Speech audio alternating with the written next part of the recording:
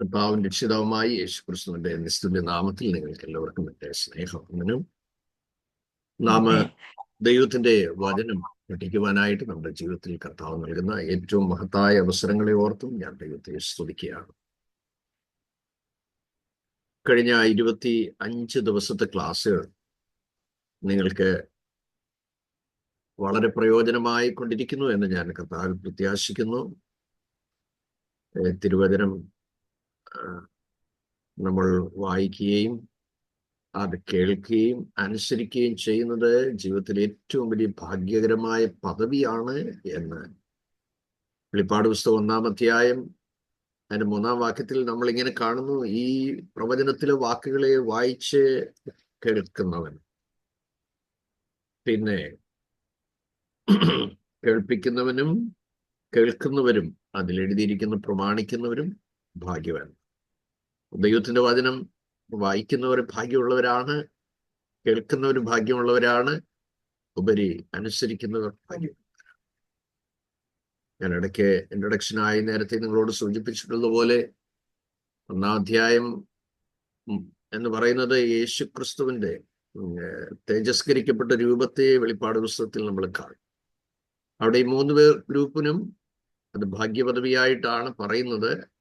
ആരൊക്കെ വചനം കേൾപ്പിക്കുന്നോ അവർ ഭാഗ്യമുള്ളവരാണ്, കേൾക്കുന്നവരാരാണോ അവർ ഭാഗ്യമുള്ളവരാണ്, അനുസരിക്കുന്നവര് ഭാഗ്യം. നാളെ 20-ാമത്തെ അധ്യായം വരുമ്പോൾ സഹസ്രാബ്ദ വാഴ്ചയും, 21-ാമത്തെ അധ്യായം പുതുവാനഭൂമിയും, 22-ാമത്തെ അധ്യായം നിത്യതയെക്കുറിച്ചും പറയുന്ന അധ്യായങ്ങളാണ്.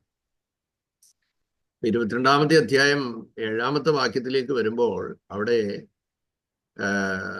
വചനം കേട്ടവരെ കുറിച്ചും കാണുന്നില്ല, അവിടെ വചനം പ്രസംഗിച്ചവരെ കുറിച്ചും കാണുന്നില്ല. മറിച്ച് ഇതാ ഞാൻ വേഗം വരുന്നു. ഈ പ്രവചന പുസ്തകത്തിൽ എഴുതിയിരിക്കുന്നത് പ്രമാണിക്കുന്നവൻ ഭാഗ്യവാൻ. അപ്പൊ കേട്ട വിശ്വാസികളെ കുറിച്ചോ പ്രസംഗിച്ച ആളുകളെ കുറിച്ചോ അല്ല അവിടെ എഴുതിയിരിക്കുന്നത്, അനുസരിച്ചവരാണ് നിത്യതയിലേക്ക് പ്രവേശിക്കുന്നത്. ഇവിടെ നാം ഈ തിരുവചനങ്ങൾ മനസ്സിലാക്കുമ്പോൾ കുറേ ആശയങ്ങൾ, ഇപ്പം ഒരു 10-60-ലധികം ടോപ്പിക്സിലൂടെ നമ്മൾ കടന്നുപോയി. ഈ 50 ദിവസം കൊണ്ട് ഒരുപാട് വിഷയങ്ങളിലൂടെ നമ്മൾ കയറിയിറങ്ങിയാണ് പോകുന്നത്. അതുകൊണ്ട് ദൈവവചനത്തോടുള്ള ആദരവും ബഹുമാനവും അനുസരണ മനോഭാവത്തിന്റെ ആവശ്യകതയും ഒക്കെ നമ്മൾ തിരുവെഴുത്തിൽ നിന്ന് മനസ്സിലാക്കിക്കൊണ്ടിരിക്കുകയാണല്ലോ. ഇവിടെ ദൈവത്തിന്റെ വചനം ദൈവത്തോളം ആദരിക്കപ്പെടുന്ന ഒരു കാര്യമാണ്. അതുകൊണ്ട് നമ്മൾ ഈ തിരുവചനത്തിന് മുമ്പാകെ നമ്മൾ എപ്പോഴും ഭയപ്പെടുന്നവരും അതിനു മുമ്പിൽ തിരുവചന ഭാഷയിൽ പറഞ്ഞാൽ വിറയ്ക്കുന്നവരുമായിരിക്കണം എന്നുള്ളതാണ്. സ്തോത്രം. നമ്മൾ നെഹമ്യാവിന്റെ പുസ്തകം 2-ാമത്തെ അധ്യായം 20-ാം വാക്യം കുറിവാക്യമായി വായിക്കുന്നുണ്ട്. എന്താണ് നമ്മൾ ശ്രദ്ധിച്ചത്? അതെ, അതിന് നെഹമ്യാവ് ഉത്തരം പറഞ്ഞൊരു കാര്യമുണ്ട്. സ്വർഗത്തിലെ ദൈവം ഞങ്ങൾക്ക് കാര്യം സാധിക്കും. അപ്പൊ ഇവിടെ പിടിയുള്ള ആളാണ് പറഞ്ഞ് നടക്കത്തില്ല എന്ന് പറഞ്ഞ് പരിഹസിച്ചു, നിന്ദിച്ചു. പക്ഷേ സ്വർഗത്തിൽ പിടിയുള്ള ആള് പറഞ്ഞു സ്വർഗത്തിലെ ദൈവം ഞങ്ങൾക്ക് കാര്യം സാധിപ്പിക്കും. അപ്പൊ ഭൂമിയിലെ ബന്ധം എത്ര ശക്തിയുള്ളതാണേലും ബലമുള്ളതാണെങ്കിലും അത് ശാശ്വതമായി നിൽക്കില്ല. എന്നാൽ സ്വർഗത്തിലുള്ള ബന്ധത്തിന്റെ പവറാണ് ആ 52 ദിവസം കൊണ്ട് നമ്മൾ കാണാനിടയായി. സൗരങ്ങളെ, നമുക്ക് ഇവിടെ വലിയ പിടിപാടുകളൊന്നും കാര്യമായിട്ടില്ലെന്ന് നിങ്ങൾക്ക് തോന്നിയാലും മേളിൽ പിടിയുണ്ടെങ്കിൽ അത് വിജയകരമായിരിക്കും. ഇവിടെ ദേവദാസൻ പ്രസംഗമധ്യേ ഇങ്ങനെ പറഞ്ഞു, ബസ്സിൽ കയറുന്ന ആളുകളോട് കണ്ടക്ടറെ കൂടെ കൂടെ പറയും മേളിൽ പിടിച്ചോ എന്ന്. കാരണം മേളിലൊരു കമ്പിയുണ്ട്, അതിൽ പിടിക്കണമെന്നാണ് പറയുന്നത്. ഇല്ലെങ്കിൽ എന്താ, വളവ് തിരിയുന്ന സമയത്ത് അതെവിടെയെങ്കിലും ചരിയും, മറിഞ്ഞ ആളുകളുടെ ദേഹത്ത് വീഴും.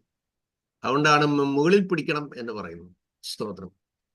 അതുകൊണ്ട് നമ്മൾ ഉയരത്തിലെ പിടിയാണ് ഇമ്പോർട്ടൻ്റ് ആയിട്ടുള്ളത്. ഇവിടെ നിങ്ങൾക്ക് ഏതൊക്കെ സ്വാധീനം ആളുകളുമായിട്ടുണ്ട്, പ്രസിദ്ധരായും പ്രമുഖരായ അറിയപ്പെടുന്ന അല്ലെങ്കിൽ ഉന്നത പോസ്റ്റിലൊക്കെ ഇരിക്കുന്ന ആളുകളെ കുറിച്ചൊക്കെ ബന്ധം അങ്ങനെ കാര്യമായിട്ടില്ലേ പോലും നമ്മൾ അഭിമാനത്തിന് വേണ്ടി എന്ത് ചെയ്യും, ഇന്നാരും ഒക്കെ ഞങ്ങളുടെ ഇന്നാരാണെന്നൊക്കെ പറയും. പക്ഷേ ആർക്കും വേണ്ട ചെറ്റക്കുടിയിൽ കിടക്കുന്ന ദരിദ്രനായ ഒരു വ്യക്തിയെ കുറിച്ച് നമ്മൾ എന്ത് ചെയ്യത്തില്ല, ഇൻട്രൊഡ്യൂസ് ചെയ്യത്തുമില്ല. കാരണം അത് നമുക്ക് പൊങ്ങച്ചത്തിന് കാര്യമായ കാര്യമൊന്നും ഇല്ലാത്തതുകൊണ്ട്. ഇവിടെ ഉയരത്തിലുള്ള പിടിയാണ് ആവശ്യം. നമ്മൾ തിരിച്ചു വരുന്നു. 8-ാമത്തെ അധ്യായം അതിന്റെ 9-ാം വാക്യത്തിന്റെ അവസാന ഭാഗം. ജനമെല്ലാം ന്യായപ്രമാണ വാക്യങ്ങളെ കേട്ടപ്പോൾ കരഞ്ഞു പോയിരുന്നു. സ്തോത്രം. കഴിഞ്ഞ ദിവസം നമ്മൾ സ്തുതിയെക്കുറിച്ച് സംസാരിപ്പാനിടയായി തീർന്നു. അത് തുടർമാനമായി എടുക്കേണ്ട ഒരു വിഷയം തന്നെയാണ്. കാരണം ഇന്നലെ നമ്മൾ ചിന്തിച്ചത് എന്തുകൊണ്ട് ദൈവത്തെ ആരാധിക്കണം, എങ്ങനെ ആരാധിക്കണം, എവിടെ ആരാധിക്കണം, ഈ കാര്യങ്ങൾ, അല്ലെങ്കിൽ എന്തുകൊണ്ട് ദൈവത്തെ സ്തുതിക്കണം, എങ്ങനെ സ്തുതിക്കണം, ആരെല്ലാം സ്തുതിക്കണം എന്നുള്ള കാര്യം നമ്മൾ ഇന്നലെ ശ്രദ്ധിച്ചു. ഇനി നമ്മള് സംഗീതത്തിന്, ആരാധനയിലുള്ള പ്രാധാന്യം നമ്മൾ മനസ്സിലാക്കണം. ഒരു ഗാന ശുശ്രൂഷ എങ്ങനെ നടത്തണം, നടത്തേണ്ട ആളുകളുടെ ക്വാളിഫിക്കേഷൻ ദൈവസന്നിധിയിൽ എന്താണ്, ഇതിനെക്കുറിച്ചുമൊക്കെ നമ്മൾ പിന്നാലെ നമ്മൾ മനസ്സിലാക്കും. എന്നാൽ ഇന്ന് നമ്മൾ 8-ാമത്തെ അധ്യായം അതിന്റെ 9-ാം വാക്യത്തിന്റെ അവസാന ഭാഗത്തിൽ 40 കാര്യങ്ങൾ നിങ്ങളെ ഓർപ്പിക്കണമെന്ന് എൻ്റെ ഉള്ളം പ്രേരിപ്പിക്കുകയാണ്. ജനമെല്ലാം ന്യായപ്രമാണ വാക്യങ്ങളെ കേട്ടപ്പോൾ കരഞ്ഞു പോയിരുന്നു. എന്താണ് നാം ഇവിടെ കാണുന്നത്? എസ്രാ ശാസ്ത്രി എന്ന വൃദ്ധനായ മനുഷ്യൻ ഇടത്തും വലത്തും കുറെ ശിഷ്യഗണങ്ങളെ നിർത്തിക്കൊണ്ട് ഉറക്കെ താൻ ദൈവവചനം വായിച്ച് കേൾപ്പിച്ചു. സ്തോത്രം. ഒരു കാര്യത്തോട് ബോറിങ് മനുഷ്യൻ ഉണ്ടാകുന്നത് എന്തുകൊണ്ടാ? നമുക്കറിയാം, ദഹിക്കാത്ത ആഹാരമെല്ലാം ഛർദ്ദിക്കും. ഇതുപോലെയാണ് ദഹിക്കാത്ത വചനങ്ങൾ വൊമിറ്റ് ചെയ്യും. അപ്പോൾ നമുക്ക് പലർക്കും ഡൈജസ്റ്റ് ആകാത്തതിന്റെ കാരണം എന്താണ്? ഒന്ന്, അവരുടെ ബുദ്ധി തുറന്നിട്ടില്ല. 2, അവരുടെ ഹൃദയദൃഷ്ടി പ്രകാശിച്ചിട്ടില്ല. 3, അവർ ഇരുട്ടിന്റെ അധികാരത്തിലാണ്. 4, അവർ ഈ ലോകത്തിനുള്ളത് ചിന്തിക്കുകയാണ്. 5-ാമത്തെ പ്രത്യേകത എന്ന് പറയുന്നത് അവരുടെ ആത്മീയ കണ്ണ് തുറന്നിട്ടില്ല. അപ്പോൾ ബുദ്ധിയെ തുറന്നപ്പോഴാണ് തിരുവെഴുത്ത് അവർക്ക് മനസ്സിലാകാൻ ഇടയായി തീർന്നത്. 119-ാം സങ്കീർത്തനം 18-ാമത്തെ വാക്യത്തിൽ വായിക്കുന്നത്, നിന്റെ ന്യായപ്രമാണത്തിലെ അത്ഭുതങ്ങളെ കാണേണ്ടതിന് എൻ്റെ കണ്ണുകളെ തുറക്കണമേ. ഇന്നലകളിൽ തിരുവചന ധ്യാനത്തിലൂടെ നിങ്ങൾക്ക് ലഭിച്ച കാഴ്ചപ്പാടുകളെ ഓർത്ത് ഞാൻ ദൈവത്തിന് നന്ദി പറയുകയാണ്. അത് ലൂക്കോസ് 24-ാം അധ്യായം 45-ാം വാക്യത്തിൽ നാം കാണുന്നു, തിരുവെഴുത്തുകളെ തിരിച്ചറിയേണ്ടതിന് അവരുടെ ബുദ്ധിയെ തുറന്നുവെന്ന്. അപ്പൊ നോക്കുക, തുറക്കേണ്ടത് തിരുവെഴുത്ത് തിരിച്ചറിയണമെങ്കിൽ ബുദ്ധി തുറക്കണം. അല്ലെങ്കിൽ യുക്തിസഹജമായ രീതിയിൽ അതേ ദൈവത്തിന്റെ വചനത്തെ യുക്തി കൊണ്ട് ചിന്തിച്ചിട്ട് കാര്യമില്ല. ദൈവം നൽകുന്ന ബുദ്ധി കൊണ്ടാണ് ഇതൊക്കെ നടക്കുന്നത്. ചെരുപ്പ് റിപ്പയർ ചെയ്യുന്ന മനുഷ്യനായിരുന്ന വില്യം കേറി, സാമാന്യ വിദ്യാഭ്യാസമുള്ള മനുഷ്യനായിരുന്നു. എന്നാൽ ഇന്ത്യയിലേക്ക് ദൈവം തന്നെ അയച്ചിട്ട് 34-ൽ പരം ഭാഷകൾ അദ്ദേഹം പഠിപ്പാനിടയായി. ദൈവമക്കളെ, നമ്മൾ പലപ്പോഴും ചിന്തിക്കും, ദൈവമേ എങ്ങനെ കാര്യങ്ങളൊക്കെ നടക്കും? ഞാൻ ആവർത്തിച്ച് പറയാം, വിളി വ്യക്തമാണോ വഴി വ്യക്തമായിരിക്കും. അതെ, കഴിവില്ലാത്തവനെയും കൊണ്ട് അസാധാരണമായ കാര്യങ്ങൾ ചെയ്യിക്കുന്നതാണ് ദൈവിക കാര്യപരിപാടികൾ. Price God, hallelujah. ഞാൻ പലപ്പോഴും എൻ്റെ ജീവിതാനുഭവത്തിലൂടെ ഞാനത് മനസ്സിലാക്കിയിട്ടുണ്ട്. അതുകൊണ്ട് നിങ്ങളുടെ മേലുള്ള നിയോഗവും നിങ്ങളുടെ മേലുള്ള വിളിയും അതിമഹത്തായിരിക്കുന്നിടത്തോളം കാലം നിങ്ങളുടെ ചലഞ്ചസുകളെ കുറിച്ച് നിങ്ങൾ ഭാരപ്പെടേണ്ടതായിട്ടില്ല. സമ്പൂർണമായ സമർപ്പണത്തോടെ തിരിച്ചറിഞ്ഞ ദൈവഹിതത്തിനു മുമ്പാകെ നിങ്ങൾ സമർപ്പിച്ചേൽപ്പിച്ചു കഴിഞ്ഞാൽ, ആദ്യം നമ്മുടെ സമർപ്പണത്തിന് പ്രധാന ആധാരം നമ്മുടെ സ്വയം മരിക്കുക എന്നുള്ളതാണ്. നമ്മുടെ സ്വയം മരിക്കാത്തിടത്തോളം കാലം ആരാധന ശരിയാകുകയില്ല. പൂർണ്ണമായുള്ള അബ്സല്യൂട്ട് സറണ്ടർ, കംപ്ലീറ്റ് സബ്മിഷൻ, പൂർണ്ണമായി ദൈവ ഇഷ്ടത്തിന് വേണ്ടി സമർപ്പിക്കുക. പണ്ടൊരാളെ സ്നാനപ്പെടുത്തുമ്പോൾ പറഞ്ഞു, പാസ്റ്റർ എൻ്റെ വലത്തെ കൈ സ്നാനപ്പെടുത്താതെ സൂക്ഷിക്കണം. അപ്പോൾ ആ ദൈവദാസൻ ചോദിച്ചു, അതിനാ വലത്തെ കൈ സ്നാനപ്പെടുന്നേ? എനിക്ക് എന്നോട് കടുങ്കൈ കാണിച്ച് ഒരുവൻ എനിക്ക് എന്നായാലും 2 കൊടുത്തേ പറ്റൂ. അപ്പോൾ എൻ്റെ വലത്തെ കൈ സ്നാനപ്പെടുത്തി കഴിഞ്ഞാൽ പിന്നെ എനിക്ക് തിരിച്ചു അത് കൊടുക്കാൻ പറ്റത്തില്ല. മനസ്സിലാക്കണം. അപ്പോൾ നമ്മൾ അങ്ങനെ ബന്ധപ്പെട്ടൊന്നും സ്നാനപ്പെടേണ്ട ആവശ്യമില്ല. പൂർണ്ണമായി ചത്തു കഴിഞ്ഞെങ്കിൽ മാത്രമേ, മരിക്കാത്ത ഒരാളിനെ കുഴിച്ചിട്ടാൽ കേസ് ഫയൽ ചെയ്യും. ഇതുപോലെയാണ് കല്യാണത്തിന് വേണ്ടിയുള്ള ഒരു സ്നാനമില്ല, ചർച്ചിൽ ചേരാൻ വേണ്ടിയുള്ള ഒരു സ്നാനമില്ല. രക്ഷിക്കപ്പെട്ടവര് ദൈവബദ്ധരായി ഒരാൾ മാറിയാൽ വചനം പറയുന്നത് രക്ഷിക്കപ്പെടുന്നവരെ ദിനംപ്രതി കർത്താവ് സഭയോട് ചേർത്തുകൊണ്ടിരുന്നു. നിങ്ങൾ എടുക്കണം, അതെ, book of Acts chapter 2 verse 47 എന്താ എഴുതിയിരിക്കുന്നത്? 2-ാം അധ്യായം 47-ാം വാക്യം. ദൈവത്തെ സ്തുതിക്കുക. അപ്പോസ്തല പ്രവൃത്തി 2:47. ദൈവത്തെ സ്തുതിക്കുക. കർത്താവ് രക്ഷിക്കപ്പെടുന്നവരെ ദിനംപ്രതി സഭയോട് ചേർത്തുകൊണ്ട്. അതെ, അതിന്റെ ലാസ്റ്റ് വേർഡിലാണ് എഴുതിയിരിക്കുന്നത്. അവര് അതിന്റെ 46 മുതൽ വായിച്ചാൽ ഒരുമനപ്പെട്ട് ദിനംപ്രതി ദൈവാലയത്തിൽ കൂടി വരികയും വീട്ടിൽ അപ്പം നുറുക്കിക്കൊണ്ട് ഉല്ലാസവും ഹൃദയപരമാർത്ഥതയും കൊണ്ട് ഭക്ഷണം കഴിക്കുകയും ദൈവത്തെ സ്തുതിക്കുകയും സകല ജനത്തിന്റെയും കൃപ അനുഭവിക്കുകയും ചെയ്തു. സകല ജനത്തിന്റെയും കൃപ അനുഭവിക്കുകയും ചെയ്തു. കർത്താവ് രക്ഷിക്കപ്പെടുന്നവരെ ദിനംപ്രതി സഭയോട് ചേർത്തുകൊണ്ടിരുന്നു. അപ്പോൾ ഞാൻ കർത്താവിനെ രക്ഷകനായി സ്വീകരിച്ചത് ഒരു പാസ്റ്റർ പറഞ്ഞു തന്ന വാക്കുകൾ കൊണ്ടൊന്നുമല്ല. ഒരു അർദ്ധരാത്രിയിൽ ദൈവവചനം വായിച്ചു കൊണ്ടിരുന്നപ്പോൾ ഞാൻ പാപിയാണെന്നുള്ള ബോധ്യം എനിക്കുണ്ടായി. എൻ്റെ മുറിയിൽ ഞാൻ ഒറ്റയ്ക്കായിരുന്നു. ഞാൻ മുഴങ്കാലിൽ നിന്ന് ദൈവസന്നിധിയിൽ എന്നെ സമർപ്പിച്ച് കർത്താവിനെ എൻ്റെ രക്ഷകനായി സ്വീകരിക്കുകയാണ് എൻ്റെ ജീവിതത്തിൽ ഉണ്ടായത്. അതൊരു 6 മാസത്തോളം ആ പാപബോധം രാവും പകലും കരഞ്ഞുകൊണ്ട് നടക്കുന്ന ഒരു സ്ഥിതിവിശേഷമായിരുന്നു ഏഴയായ എൻ്റെ ജീവിതത്തിൽ ഉണ്ടായിരുന്നത്. അപ്പോൾ രക്ഷിക്കപ്പെടുന്നവരെ കർത്താവ് ദിനംപ്രതി സഭയോട് ചേർത്തുകൊണ്ടിരുന്നു. അപ്പൊ സഭ ആരുടെയാണ്? കറിയാച്ചന്റെ അല്ല, തോമാച്ചന്റെ അല്ല. അതുകൊണ്ട് സംഘടന ഉണ്ടാക്കാൻ ഒരാൾക്ക് സഭ ഉണ്ടാക്കാൻ പറ്റില്ല. സഭ ദൈവത്തിന്റെയാണ്. അത് ലോകത്തിൽ സകല ജാതിയിൽ നിന്നും, ഗോത്രത്തിൽ നിന്നും, ഭാഷയിൽ നിന്നും, വംശത്തിൽ നിന്നും വിളിച്ചു വേർതിരിക്കപ്പെട്ട ആളുകൾ ഏത് ഭാഷയിലായിരുന്നാലും, ഏത് ജാതിയിലായിരുന്നാലും, ഏത് വംശത്തിലായിരുന്നാലും യേശുവിനെ ഒരിക്കൽ കർത്താവും രക്ഷിതാവുമായി സ്വീകരിച്ചിട്ടുണ്ടെങ്കിൽ തിരുവചനം പറയുന്നു ആ വ്യക്തി ഒരു ദൈവപൈതലായി മാറിക്കഴിഞ്ഞിരിക്കുന്നു. അവരുടെ പേര് ആമേൻ കർത്താവ് എന്ത് ചെയ്തു? അതെ, അവരെ സഭയോട് ചേർത്ത് കൊണ്ടിരുന്നു. Praise God. അപ്പൊ മെമ്പർഷിപ്പ് ദൈവമായിട്ടായി കഴിഞ്ഞാൽ നമ്മൾ അതിനൊരു അക്സെപ്റ്റൻസ്, ആപ്ലിക്കേഷൻ അക്സെപ്റ്റ് ചെയ്ത് കഴിഞ്ഞാൽ ഉടനെ ഒന്നും നമുക്ക് ജോലിയിലേക്ക് അപ്പോയിന്റ് ചെയ്യത്തില്ല. പിന്നെ ഒരു ഇന്റർവ്യൂ കോളൊക്കെ ഉണ്ട് അല്ലേ? ആപ്ലിക്കേഷൻ നമ്മുടെ CV കിട്ടിക്കഴിഞ്ഞാൽ തരക്കേടില്ല, നോക്കാം. അക്സെപ്റ്റൻസ് വന്നു കഴിഞ്ഞു. പക്ഷേ അടുത്തത് എന്താണ്? ഒരു ഇന്റർവ്യൂ ആണ്. ആ ഇന്റർവ്യൂവിനകത്ത് അവര് പരിശോധിക്കും, കാര്യങ്ങളൊക്കെ കൃത്യമായി പരിശോധിക്കും. നമ്മൾ ഇനി എൻസൈക്ലോപീഡിയ കാണാൻ പഠിച്ചുകൊണ്ട് നടന്നാലും അവര് ചോദിച്ച ചോദ്യത്തിന് ഉത്തരം പറയാതെ, സാറേ ഇതാണോ വലിയ കാര്യം? ഇതിനേക്കാൾ വലിയ ചോദ്യം ഞങ്ങൾക്ക് അറിയാമല്ലോ. ഒരിക്കൽ ഒരാള് ഇന്റർവ്യൂവിൽ ഇങ്ങനെ സംസാരിക്കുമ്പോൾ പറഞ്ഞു, പിന്നെ ഇതൊക്കെ ചെറിയ ചെറിയ ചോദ്യങ്ങളല്ലേ, ഭൂമിയിലെ കാര്യങ്ങളൊക്കെ ചോദിക്കുക. അപ്പൊ ഒരാൾ ചോദിച്ചു, ഭൂമിയിൽ എത്ര വീടുണ്ട്? സാറേ അതറിയത്തില്ല.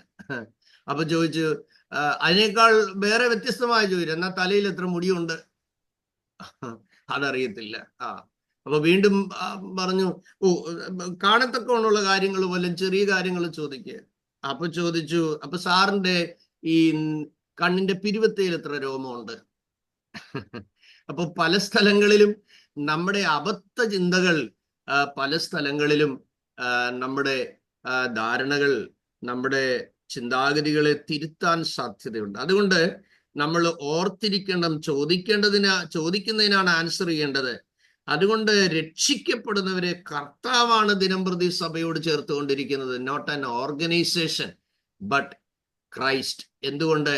നമുക്ക് വേണ്ടി കാൽവറിയിൽ പേ ചെയ്ത കർത്താവ് എനിക്ക് വേണ്ടിയും കൂടിയാണ് ക്രിസ്തു മരിച്ചത് എന്ന് അക്സെപ്റ്റ് ചെയ്യുമ്പോഴാണ്, അല്ലെങ്കിൽ നമ്മുടെ കംപ്ലീറ്റ്ലി നമ്മുടെ ലൈഫ് ദൈവത്തിന് സറണ്ടർ ചെയ്ത് കഴിഞ്ഞാൽ പിന്നെ അന്ന് മുതൽ നമ്മൾ പിശാചിന്റെ വകയുമല്ല, നമ്മുടെ വകയുമല്ല. അന്ന് മുതൽ നാം ദൈവത്തിന്റെ പൈതലായി മാറുകയാണ്. പിന്നെ നാം അടുത്ത സ്റ്റെപ്പ് എന്താണെന്ന് മനസ്സിലാക്കണം. പഴയ മനുഷ്യൻ മരിച്ചു. പഴയ മനുഷ്യൻ കംപ്ലീറ്റ്ലി മരിച്ചു. സ്വഭാവം മരിച്ചു. നമ്മൾ പഴയ ശരീരത്തിലാണ് ജീവിക്കുന്നത്. ശരീരത്തിന് വീണ്ടെടുപ്പ് നടന്നിട്ടില്ല. അതുകൊണ്ടാണ് രക്ഷിക്കപ്പെട്ടതിന് ശേഷം കോപിക്കുന്നത്, മത്സരിക്കുന്നത്, ബഹളം ഉണ്ടാക്കുന്നത്. കൊച്ചു കാര്യത്തിന് വേണ്ടി, ചിലപ്പോൾ ഒരു A4 ഷീറ്റ് പേപ്പറിന് വേണ്ടിയായിരിക്കും, ചിലപ്പോൾ 2 രൂപയുടെ പേനയ്ക്ക് വേണ്ടിയായിരിക്കും. അല്ലെങ്കിൽ ഇച്ചിരി ചോറ് കൂടുതൽ എടുത്തു പോയി, അല്ലെ ഇച്ചിരി കുറഞ്ഞു പോയി, അല്ലെ കുഞ്ഞ് ഒരു ഉരുള ലാസ്റ്റ് കഴിക്കാനുണ്ടായിരുന്നു, അത് കഴിക്കാഞ്ഞുകൊണ്ട് അമ്മയ്ക്ക് ദേഷ്യം വന്നു. അങ്ങനെയുള്ള കൊച്ചു കൊച്ചു കാര്യങ്ങളിലൂടെ ഒക്കെ പ്രശ്നങ്ങൾ കയറി വരാറുണ്ട്, അല്ലേ? അപ്പോൾ പഴയ മനുഷ്യൻ കംപ്ലീറ്റ്ലി മരിച്ചു കഴിയാതെ കുഴിച്ചിടാൻ പറ്റില്ല. അപ്പോൾ രക്ഷിക്കപ്പെടുമ്പോൾ കർത്താവ് സഭയോട് ചേർക്കുന്നു, മണവാട്ടി എന്നുള്ള പദവിയിലേക്ക് ചേർക്കുന്നു. എന്നാൽ അത് ക്രിസ്തുവുമായിട്ടുള്ള ഒരു ഉടമ്പടിയിലേക്കാണ് വരുന്നത്. ഇന്നു മുതൽ ഞാൻ അങ്ങേയ്ക്കായി ജീവിക്കും. ക്രിസ്ത്യാനിയായി കുടുംബത്തിൽ ജനിച്ചത് കൊണ്ട് ഒരിക്കലും സ്വർഗമാർക്കും കിട്ടുമെന്ന് പ്രതീക്ഷിക്കണ്ട. ക്രിസ്തുവിൽ ജനിച്ചാൽ മാത്രമേ കിട്ടുകയുള്ളൂ. യോഹന്നാൻ 1:12 വായിക്കുന്നത് എന്താണ്? അതെ, അവനെ കൈക്കൊണ്ട് അവന്റെ നാമത്തിൽ വിശ്വസിക്കുന്ന ഏവർക്കും ദൈവമക്കളാകുവാൻ അധികാരം കൊടുത്തു. യോഹന്നാൻ 3:16 വായിക്കുന്നു. അതെ, പിന്നെ നമ്മൾ മുന്നോട്ട് വരുമ്പോൾ കർത്താവിനെ ഹൃദയത്തിൽ പൂർണ്ണമായി രക്ഷകനും കർത്താവുമായി സ്വീകരിക്കാത്ത ഒരു വ്യക്തിക്ക് ദൈവബദലായി തീരുവാൻ കഴിയില്ല എന്നുള്ള കാര്യം നമ്മൾ തിരിച്ചറിയണം.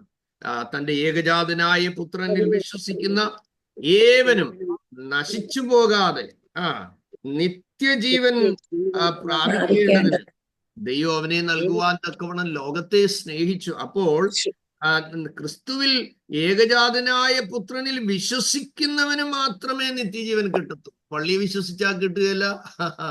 ഇനി പട്ടക്കാരിലായാലും പാസ്റ്ററിലായാലും അച്ഛന്മാരിലായാലും തിരുമേനിമാരിലായാലും പോപ്പിലായാലും ഒരു പോപ്പിലും ഒരു ഹോപ്പും ഇല്ല. നമ്മൾ തിരിച്ചു മനസ്സിലാക്കണം, നമ്മുടെ ഹോപ്പ് ദൈവത്തിലാണ്, ഭാഗ്യകരമായ പ്രത്യാശയ്ക്കായിട്ടും എന്നാൽ ദൈവവചനത്തിൽ എഴുതിയിരിക്കുന്നത്. അതുകൊണ്ട് തന്റെ ഏകജാതനായ പുത്രനിൽ വിശ്വസിക്കുന്ന ഏവനും നശിച്ചു പോകാതെ നിത്യജീവൻ പ്രാപിക്കേണ്ടത്. അപ്പൊ കർത്താവിനെ അക്സെപ്റ്റ് ചെയ്തെങ്കിൽ മാത്രമേ നമ്മളൊരു ദൈവവിധലായി തീരുന്നു. ദൈവവിധലായി തീരുമ്പോൾ പഴയ മനുഷ്യൻ മരിച്ചുകൊണ്ടിരിക്കുകയാണ്, മരിച്ചു കഴിഞ്ഞാൽ പിന്നെന്ത് ചെയ്യണം? കുഴിച്ചിടണം. അതാ സ്നാനം. സ്നാനത്തെക്കുറിച്ച് ധാരാളം വാക്യങ്ങൾ ഞാൻ നിങ്ങൾക്ക് കഴിഞ്ഞ ചില എപ്പിസോഡിൽ തന്നതാണ്. എന്നാൽ ഓർത്തിരിക്കുക, ഈ സ്നാനത്താൽ എന്ത് സംഭവിക്കുന്നു എന്നുള്ള ഒരു കാര്യം കൂടെ പറഞ്ഞിട്ട് നമുക്ക് തിരിച്ച് മടങ്ങി വരേണ്ടതായിട്ടുണ്ട്. റോമർക്ക് എഴുതിയ ലേഖനം 6-ാമത്തെ അധ്യായം 2-ാം വാക്യത്തിൽ കാണുന്നത്, അതെ, എന്താ എഴുതിയിരിക്കുന്നത്? അല്ല, യേശുക്രിസ്തുവിനോട് ചേരുവാൻ സ്നാനമേറ്റിരിക്കുന്നവരായെന്നാണ്. അപ്പോൾ പെന്തിക്കോസിൽ ചേരാനാണോ സ്നാനം? അല്ല. ഏതെങ്കിലും സഭയുടെ അംഗമായി തീരാനാണോ സ്നാനം? അല്ല. അപ്പോൾ തിരുവചന വെളിച്ചത്തിൽ ഒരാൾ കർത്താവിനെ അക്സെപ്റ്റ് ചെയ്ത് കഴിഞ്ഞാൽ അടുത്ത പടി എന്ന് പറയുന്നത് ബാപ്റ്റിസമാണ്, സ്നാനമാണ്. ഒരു അച്ഛൻ്റെ സിസ്റ്റർ ഒരു 35 വർഷങ്ങൾക്ക് മുമ്പ് ഒരു മാർത്തമ ഭവനത്തിൽ ഞാൻ നിരന്തരമായി പോവാം. ആ പ്രിയപ്പെട്ട അച്ഛൻ നല്ലൊരു മാർത്തമയിൽ ഇവാഞ്ചലിസ്റ്റും ഒക്കെ ആയിരുന്നു, നല്ലൊരു മനുഷ്യൻ. തൻ്റെ മക്കളെ ചെല്ലുന്ന കർത്താവിൻ്റെ സന്നിധിയിൽ വേല ചെയ്യുന്നുണ്ട്. അപ്പോൾ ഞാനിങ്ങനെ ഗോസ്പൽ ഷെയർ ചെയ്യുമ്പോൾ അമ്മാമ എന്നോട് പറയുമായിരുന്നു, വചനം പറഞ്ഞുകൊണ്ടിരിക്കും മാമ പറയും, പാസ്റ്റർ എനിക്ക് പച്ചവെള്ളത്തിൽ സ്നാനപ്പെടാൻ വയ്യ. എന്നെ കളിയാക്കുന്നതാ. ചൂടുവെള്ളത്തിലേ പറ്റത്തുള്ളൂ. സ്തോത്രം. എനിവേ, വളരെ ലേറ്ററായിട്ട് അമ്മാമ സ്നാനപ്പെടാൻ ഇടയായി തീർന്നു. ഞങ്ങള് വയനാട്ടിൽ ടീമായി പ്രവർത്തനം ചെയ്യുമ്പോൾ ഒരു കന്യാസ്ത്രീയുടെ അമ്മ ഇങ്ങനെ സ്നാനപ്പെടാൻ തയ്യാറായി. ആ അമ്മയ്ക്ക് ആസ്മ അസുഖമുണ്ട്. അന്ന് അതിഭയങ്കരമായ കൊടിയ തണുപ്പുള്ള ഒരു സമയമാണ്. ടീമിലുള്ള സഹോദരങ്ങളെല്ലാം രാവിലെ കുളിക്കുന്നുണ്ട്. അപ്പോൾ അവരെല്ലാം ചൂടുവെള്ളം അനത്തി അന്നേരം കുളിക്കുന്നത്, അല്ല പറ്റത്തില്ല. പക്ഷെ അന്ന് രാവിലെ എൻ്റെ ഉള്ളത്തിൽ ഒരു പ്രേരണ, ഇന്ന് നീ പച്ചവെള്ളത്തിൽ കുളിക്കണം. ദൈവമേ, എൻ്റെ മനസ്സിൽ ഭയങ്കര ഒരു ഹേമമാണ്, ഇന്ന് പച്ചവെള്ളത്തിൽ രാവിലെ കുളിക്കണം. അപ്പൊ ഞാൻ ചിന്തിച്ചു, ദൈവമേ ഇതെന്തൊരു കഷ്ടകാലമാണ് ഇങ്ങനെ ഒരു തോന്നല് വരുന്നത്. എന്തായാലും ഞാൻ ഇങ്ങനെ പ്രാർത്ഥിച്ച് എന്തായാലും പച്ചവെള്ളത്തിൽ കുളിച്ചു. അപ്പോഴാണ് അവിടെ ഒരു തോട്ടിൽ ആണ്, ഒരു പുഴയല്ല, എന്നാൽ അത്യാവശ്യം വെള്ളമുണ്ട് സ്നാനം കൊടുക്കാൻ. അപ്പോൾ ആ വെള്ളത്തിലോട്ട് പാദം വെക്കാൻ നോക്കിയപ്പം ഭയങ്കര തണുപ്പ, ഇറങ്ങാൻ വയ്യ. ദൈവം ചെയ്ത ഒരു മിറക്കിളാണ് ഞാൻ പറയുന്നത്. അമ്മച്ചിക്ക് ആസ്മയുമുണ്ട്. അപ്പോൾ എന്നോട് കപ്പിലുമക്കൽ എന്നുള്ള കുടുംബത്തിലാണ് അവര്, ചിലര് കർത്താവിന്റെ വേലയിലാണ്. മാനന്തവാടിയിൽ ഇളയ മകൻ ദൈവസഭയുടെ വേലയ്ക്ക് വളരെ ചുമല് കൊടുത്ത് പാസ്റ്റർ ജോബിയോടൊപ്പം ആയിരിക്കുന്നു. ദൈവത്തിന്റെ ശ്രേഷ്ഠന്മാരായ ദൈവമക്കളാണ് അവരെല്ലാം. അപ്പോൾ ഞാനിങ്ങനെ വെള്ളത്തിൽ ഇറങ്ങിയപ്പോൾ എൻ്റെ അര അതേ കോച്ചിപ്പിടിക്കുന്ന പോലെ എനിക്ക് തോന്നി. ഞാൻ അവിടെ നിന്ന് ഇങ്ങനെ ഉള്ളി കരഞ്ഞ്, കർത്താവേ ഈ കൊടിയ തണുത്ത വെള്ളത്തിൽ ഈ അമ്മച്ചിയെ എങ്ങനെ സ്നാനപ്പെടുത്തും? പെട്ടെന്ന് മനസ്സിൽ തോന്നി, കർത്താവേ രാവിലെ എന്നോട് പറഞ്ഞല്ലോ ഈ തണുത്ത വെള്ളത്തിൽ നീ കുളിക്കണമെന്ന്. അപ്പൊ ഞാൻ ഉള്ളി കരഞ്ഞുകൊണ്ട് ദൈവത്തോട് പറഞ്ഞു, കർത്താവേ ഈ വെള്ളത്തിന്റെ അവസ്ഥയൊന്ന് മാറ്റി തന്നായിരുന്നെങ്കിൽ ശുശ്രൂഷയ്ക്ക് തടസ്സമില്ല, അമ്മച്ചിക്ക് ആസ്മയം ഉണ്ടാകത്തില്ല. ദൈവമക്കളെ, നിങ്ങൾ ഒരുപക്ഷെ ചിലര് ചിന്തിക്കും ഇത് പൊട്ടത്തരമായി പറയുന്നതെന്ന്. പക്ഷേ നിങ്ങൾ ഓരോരുത്തരും മിനിസ്ട്രി ഗോത്രൂ ചെയ്യുമ്പോൾ വ്യത്യസ്തമായ അനുഭവങ്ങൾ ഉണ്ടാകും. ഒരല്പസമയം കഴിഞ്ഞപ്പോൾ ഒരു ഇളം ചൂട് എൻ്റെ ബോഡിയിലും ആ വെള്ളത്തിൽ വരുന്നുണ്ട്. അമ്മച്ചി മരിക്കുന്നിടം വരെ സാക്ഷി പറയുമ്പോൾ പറയുമായിരുന്നു, ഷാജി പാസ്റ്റർ എന്നെ സ്നാനപ്പെടുത്തിയത് ചൂടുവെള്ളത്തിലായിരുന്നു. ദൈവത്തിന് സ്തോത്രം. ഈ സർട്ടൻ ടൈമിൽ നമ്മൾക്ക് ദൈവകൽപ്പന അനുസരിക്കേണ്ട സാഹചര്യങ്ങൾ വരുമ്പോൾ നാം പ്രതീക്ഷിക്കും, കർത്താവേ ഹൗ ഇറ്റ് ഈസ് പോസിബിൾ, എങ്ങനെ ഇത് നടക്കും? പക്ഷേ ഞാൻ വളരെ താഴ്മയോടെ കർത്താവിൽ നിങ്ങളോട് ഓർപ്പിക്കാം, സത്യത്തിന്റെ പൊരുളുകൾ ഗ്രഹിച്ച നിങ്ങൾ ക്ഷമയോടെ ദൈവത്തിനെ കാത്തിരുന്ന് പ്രാർത്ഥിക്കണം. ദൈവം റൈറ്റ് ടൈമിൽ റൈറ്റ് വേയിലൂടെ റൈറ്റ് പേഴ്സണെ അതിനുവേണ്ടി ദൈവം ഒരുക്കും. Praise Lord. അപ്പോൾ നിങ്ങൾക്ക് കർത്താവിനെ ജലത്തിൽ സാക്ഷിപ്പാനായിട്ടുള്ള അവസരം ഉണ്ടാകും. അതുകൊണ്ട് അല്ല, യേശുക്രിസ്തുവിനോട് ചേരുവാൻ സ്നാനമേറ്റിരിക്കുന്നവരായ നാം എല്ലാവരും അവന്റെ മരണത്തിൽ പങ്കാളികളായ സ്നാനത്താൽ അവനോടുകൂടെ കുഴിച്ചിടപ്പെടുകയാണ്. അതൊരു അടക്കമാണ്. ടു ഡിപ്പ് എന്നാണ്. ചില ആളുകൾ പറയാറുണ്ട്, പാസ്റ്ററെ ഈ കുടുംബവും സ്നാനപ്പെട്ടു എന്ന് പറയുമ്പോൾ കുഞ്ഞുങ്ങളും ഇല്ലയോ എന്ന് ചോദിക്കുന്നുണ്ട്. അപ്പൊ പൊടിക്കുഞ്ഞുങ്ങളും സ്നാനപ്പെട്ടതെ കുറിച്ച് ഒരു ചിന്താഗതി ആളുകൾ പറയുന്നു. കുടുംബം എന്ന് പറയുമ്പോൾ ഈ ശരിയായ ഡിക്ഷണറി എടുത്തു നോക്കിയാൽ വീട്ടിലുള്ള എല്ലാ സാധനവും, ഈവൻ തീപ്പെട്ടിക്കൊള്ളി വരെ വരുമെന്നാണ് ഒരു ചിന്തകൻ അതിനെ കുറിച്ച് എഴുതിയിരിക്കുന്നത്. അപ്പോൾ അതിനർത്ഥമില്ല. മാത്രമല്ല, കുഞ്ഞുങ്ങളും സ്നാനപ്പെട്ടു അല്ലെ പൊടിക്കുഞ്ഞുങ്ങളെ സ്നാനപ്പെടുത്തി എന്നൊരു ആശയം വരികയാണെങ്കിൽ നമ്മൾ വായിക്കുന്നുണ്ട്, ദാവീദ് ഗ്രഹവും ശൗൽ ഗ്രഹവും തമ്മിൽ ഏറിയ കാല യുദ്ധത്തിലായിരുന്നെന്ന് പറഞ്ഞു കഴിഞ്ഞാല് അതെ, പാല് കുടിച്ചുകൊണ്ടിരിക്കുന്ന കുഞ്ഞും വാളും എടുത്തുകൊണ്ട് യുദ്ധത്തിന് പോയി എന്ന് നമ്മൾ വിശ്വസിക്കേണ്ടി വരും.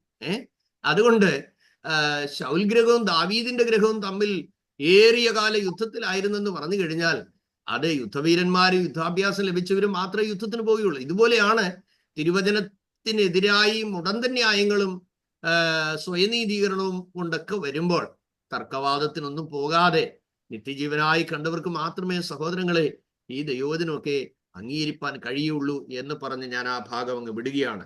അപ്പോൾ തിരുവചനം കേട്ടപ്പോൾ അവരെല്ലാവരും കരഞ്ഞു എന്നുള്ളൊരു ഭാഗം നമ്മൾ വായിച്ചു. ഏതാണ്? അതേ, നെഹമ്യാവിന്റെ പുസ്തകം 8-ാമത്തെ അധ്യായം അതിന്റെ 9-ന്റെ അവസാന ഭാഗമാണ്. ജനമെല്ലാം ന്യായപ്രമാണ വാക്യങ്ങളെ കേട്ടപ്പോൾ കരഞ്ഞു. തിരുവചനം കേൾക്കുമ്പോൾ ഉള്ള പ്രതികരണമായത്. നിങ്ങൾ ദൈവവചനം വായിക്കുമ്പോൾ നിങ്ങൾക്ക് കണ്ണു നിറയാറുണ്ടോ? Praise God. ദൈവവചനം കേൾക്കുമ്പോൾ നിങ്ങൾക്ക് കണ്ണു നിറയാറുണ്ടോ? Praise Lord. ധാരാളം സ്ഥലങ്ങളിൽ ഞാൻ ദൈവത്തിന്റെ വചനം പ്രസംഗിക്കുമ്പോൾ വലിയ അലമുറയിട്ട് കരയുന്നത് എനിക്ക് കാണാൻ കഴിഞ്ഞിട്ടുണ്ട്. വലിയ പാപബോധമുണ്ടായി. യെശയ്യാ പ്രവാചകന്റെ പുസ്തകം 66-ാമത്തെ അധ്യായം 2-ാം വാക്യം നമ്മൾ വായിക്കുമ്പോൾ, യെശയ്യാ പ്രവാചകന്റെ പുസ്തകം 66-ാമത്തെ അധ്യായം അതിന്റെ 2-ാം വാക്യം, എല്ലാവരും തിരുവചനം എടുക്കണം കഴിയുമെന്നിടത്തോളം. എന്താ എഴുതിയിരിക്കുന്നത്? തമ്പുരാൻ പറയുകയാണ്, എന്ത്? എന്റെ കൈ ഇതൊക്കെയും ഉണ്ടാക്കി, എന്റെ കൈ ഇതൊക്കെയും ഉണ്ടാക്കി, അങ്ങനെയാകുന്നു ഇതൊക്കെയും ഉളവായത് എന്ന് യഹോവ അരുളി ചെയ്യുന്നു. അതെ, നോക്കുക. എങ്കിലും അടുത്തത്, എങ്കിലും അരിഷ്ടനും മനസ്സു തകർന്നവനും എന്റെ വചനത്തിങ്കൽ വിറയ്ക്കുന്നവനുമായ മനുഷ്യനെ ഞാൻ കടാക്ഷിക്കും. നോക്കുക, തിരുവചനത്തിന്റെ മുമ്പിൽ അമ്മേ തമ്പുരാൻ ചോദിക്കുകയാണ്, ഇവയെല്ലാം ഞാനല്ലയോ ഉണ്ടാക്കിയത്? Praise God. എന്റെ കൈ ഇതൊക്കെ ഉണ്ടാക്കി, അങ്ങനെയാകുന്നു ഇതൊക്കെയും ഉളവായത് എന്ന് യഹോവ അരുളി ചെയ്യുന്നു. എങ്കിലും അരിഷ്ടനും മനസ്സ് തകർന്നവനും എന്റെ വചനത്തിങ്കിൽ വിറയ്ക്കുന്നവനുമായവരെ മനുഷ്യനെ ഞാൻ കടാക്ഷിക്കുന്നു. അതേ സഹോദരങ്ങളെ, ദൈവവചനത്തിന്റെ മുമ്പിൽ ഭയപ്പെടുവാനും വിറയ്ക്കുവാനും നമുക്ക് കഴിയണം. അതുകൊണ്ട് ദൈവവചനം കേൾക്കുമ്പോൾ ആ ആദരവോടും ആ ഭയഭക്തിയോടും ആ തികഞ്ഞ ആ അർപ്പണത്തോടും കൂടെ വേണം നമ്മൾ ദൈവസന്നിധിയിൽ വരുവാൻ. നിങ്ങൾ മനസ്സിലാക്കണം, അപ്പോൾ നാം വിറയ്ക്കത്തക്കവണ്ണം ആ വചനം എത്ര ഭയാനകമാണ്, ഭയങ്കരമാണ്. ഇന്ന് ആളുകൾ പലരും യോഗത്തിനും കൂട്ടായ്മകൾക്കും ഒക്കെ വരുമ്പോൾ ഏതെല്ലാം രീതിയിലാണ് വരുന്നതല്ലേ. ഭയപ്പെടുവാൻ യോഗ്യനായ മനുഷ്യന്റെ മുമ്പിൽ, ആ ദൈവത്തിന്റെ മുമ്പിൽ നമ്മൾ വരുമ്പോൾ അത് ആ നന്ദിയുള്ള ഹൃദയത്തോടെ നമ്മൾ വരണം, ഭയത്തോടെ ദൈവസന്നിധിയിൽ വരണം, ഭക്തിയോടെ തന്നെ ദൈവസന്നിധിയിൽ വരണം. പിന്നെ യോഗ്യമായ വസ്ത്രം ധരിച്ചു മാത്രമേ ദൈവസന്നിധിയിൽ നമ്മൾ വരാവൂ. Praise Lord. അത് ഒരു ദൈവഭക്തൻ പറഞ്ഞിരിക്കുന്നത് ഇങ്ങനെയാണ്, നമ്മളെ കാണുന്ന ഒരാൾക്ക് നമ്മുടെ ശരീരത്തോട് ആകർഷണം ഉണ്ടായിട്ട് ആ വ്യക്തിയുടെ ഉള്ളിൽ ഒരു പാപത്തിന്റെ ചിന്ത കയറിയാൽ അവൻ ചെയ്യുന്ന പാപത്തിന്റെ പകുതി ശിക്ഷ ആരുടെ ശരീരമാണോ ആ വ്യക്തിയുടെ മുമ്പിൽ അതേ പാപചിന്തയ്ക്ക് കാരണമായി തീർന്നത്, അതിന്റെ ശിക്ഷ അവർക്ക് കിട്ടും എന്നാണ് ഒരു ദൈവഭക്തനായ മനുഷ്യൻ പറഞ്ഞിരിക്കുന്നത്. അപ്പോൾ നമ്മൾ ശരീരം മറയ്ക്കേണ്ട വിധത്തിൽ മറയ്ക്കണം.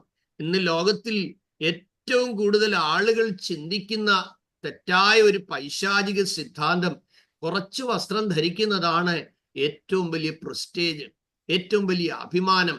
നാം കാണുന്നില്ലേ, സെലിബ്രിറ്റീസുകളെ എല്ലാം കാണുമ്പോൾ എത്ര മ്ലേച്ഛകരമായ രീതിയിലാണ് അവർ വസ്ത്രധാരണം നടത്തുന്നത്. ലോകത്തിലെ ഓരോ ഫാഷൻ ഡിസൈനിങ്ങും എല്ലാം ഇറങ്ങി വരുന്നത് മ്ലേച്ഛമായ വസ്ത്രധാരണത്തിന്റെ രീതികളും മോഡലുകളുമാണ്. നമ്മുടെ കുഞ്ഞുങ്ങളെ അല്ലെ മുതിർന്നവരെ ഒക്കെ ലോകപ്രകാരം ജീവിച്ച് ആ നിലകളിൽ ആ കുത്തൊഴുക്കിലേക്ക് പോകുമ്പോൾ അവർ തിരിച്ചറിയുന്നില്ല ഈ ദൈവത്തിന്റെ കൈ പിന്നീട് ഇവർക്ക് ഭാരമായി തീരുമെന്ന്.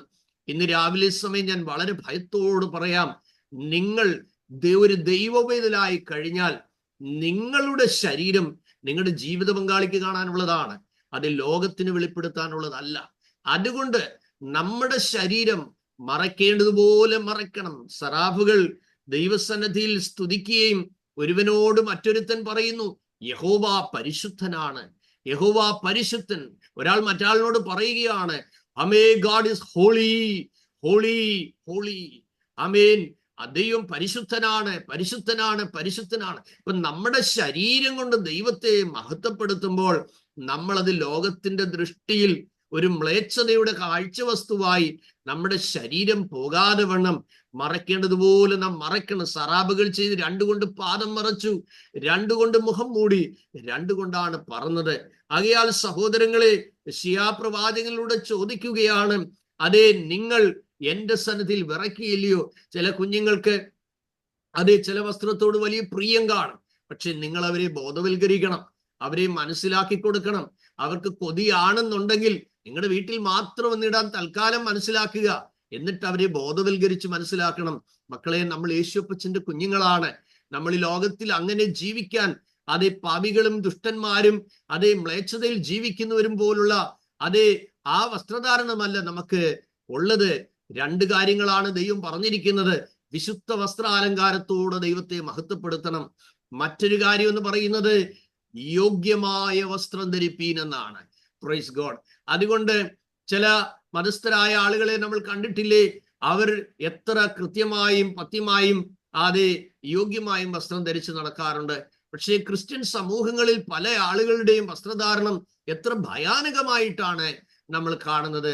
വളരെ ദുഃഖത്തോട് മാത്രമേ നമുക്കത് കാണാൻ കഴിയുള്ളൂ. അതുകൊണ്ട് സഹോദരങ്ങളെ, മാതാക്കളായി നിങ്ങൾ മക്കളുടെ മുമ്പിൽ കഴിയുന്നത്ര ദൈവത്തിൽ ആശ്രയിച്ചുകൊണ്ട് യോഗ്യമായ രീതിയിൽ തന്നെ ഇന്ന് ഷാള് ധരിക്കുന്നത് പലർക്കും അത് ധരിക്കാത്തതാണ് ഫാഷനായി മാറിയിരിക്കുന്നത്, അല്ലെ ഒരു സൈഡിൽ കൂടെ ഇടുന്ന രീതിയാണ്.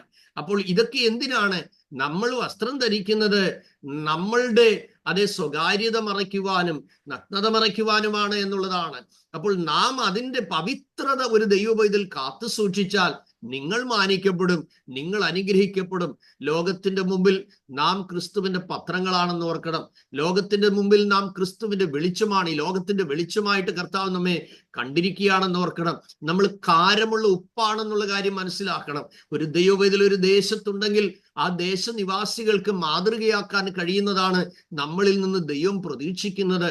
നമ്മുടെ ശബ്ദത്തിൽ നിന്ന് പ്രതീക്ഷിക്കുന്നത്, നമ്മുടെ സഹകരണത്തിൽ നിന്ന് പ്രതീക്ഷിക്കുന്നത്, ആമേൻ, നമ്മുടെ കൊടുക്കൽ വാങ്ങൽ നിന്ന് പ്രതീക്ഷിക്കുന്നത്, നമ്മുടെ വാക്കുകളിൽ നിന്ന് പ്രതീക്ഷിക്കുന്നത്. സ്റ്റേജ് പെർഫോമൻസ് അല്ല ക്രിസ്തീയ ജീവിതം. ഇന്റർവെൽ ടൈമിൽ നമ്മുടെ ജീവിതം എങ്ങനെയായിരിക്കുന്നു എന്നുള്ളതാണ്. അതുകൊണ്ട് അത് വളരെ ഗൗരവത്തോടെ മനസ്സിലാക്കണം.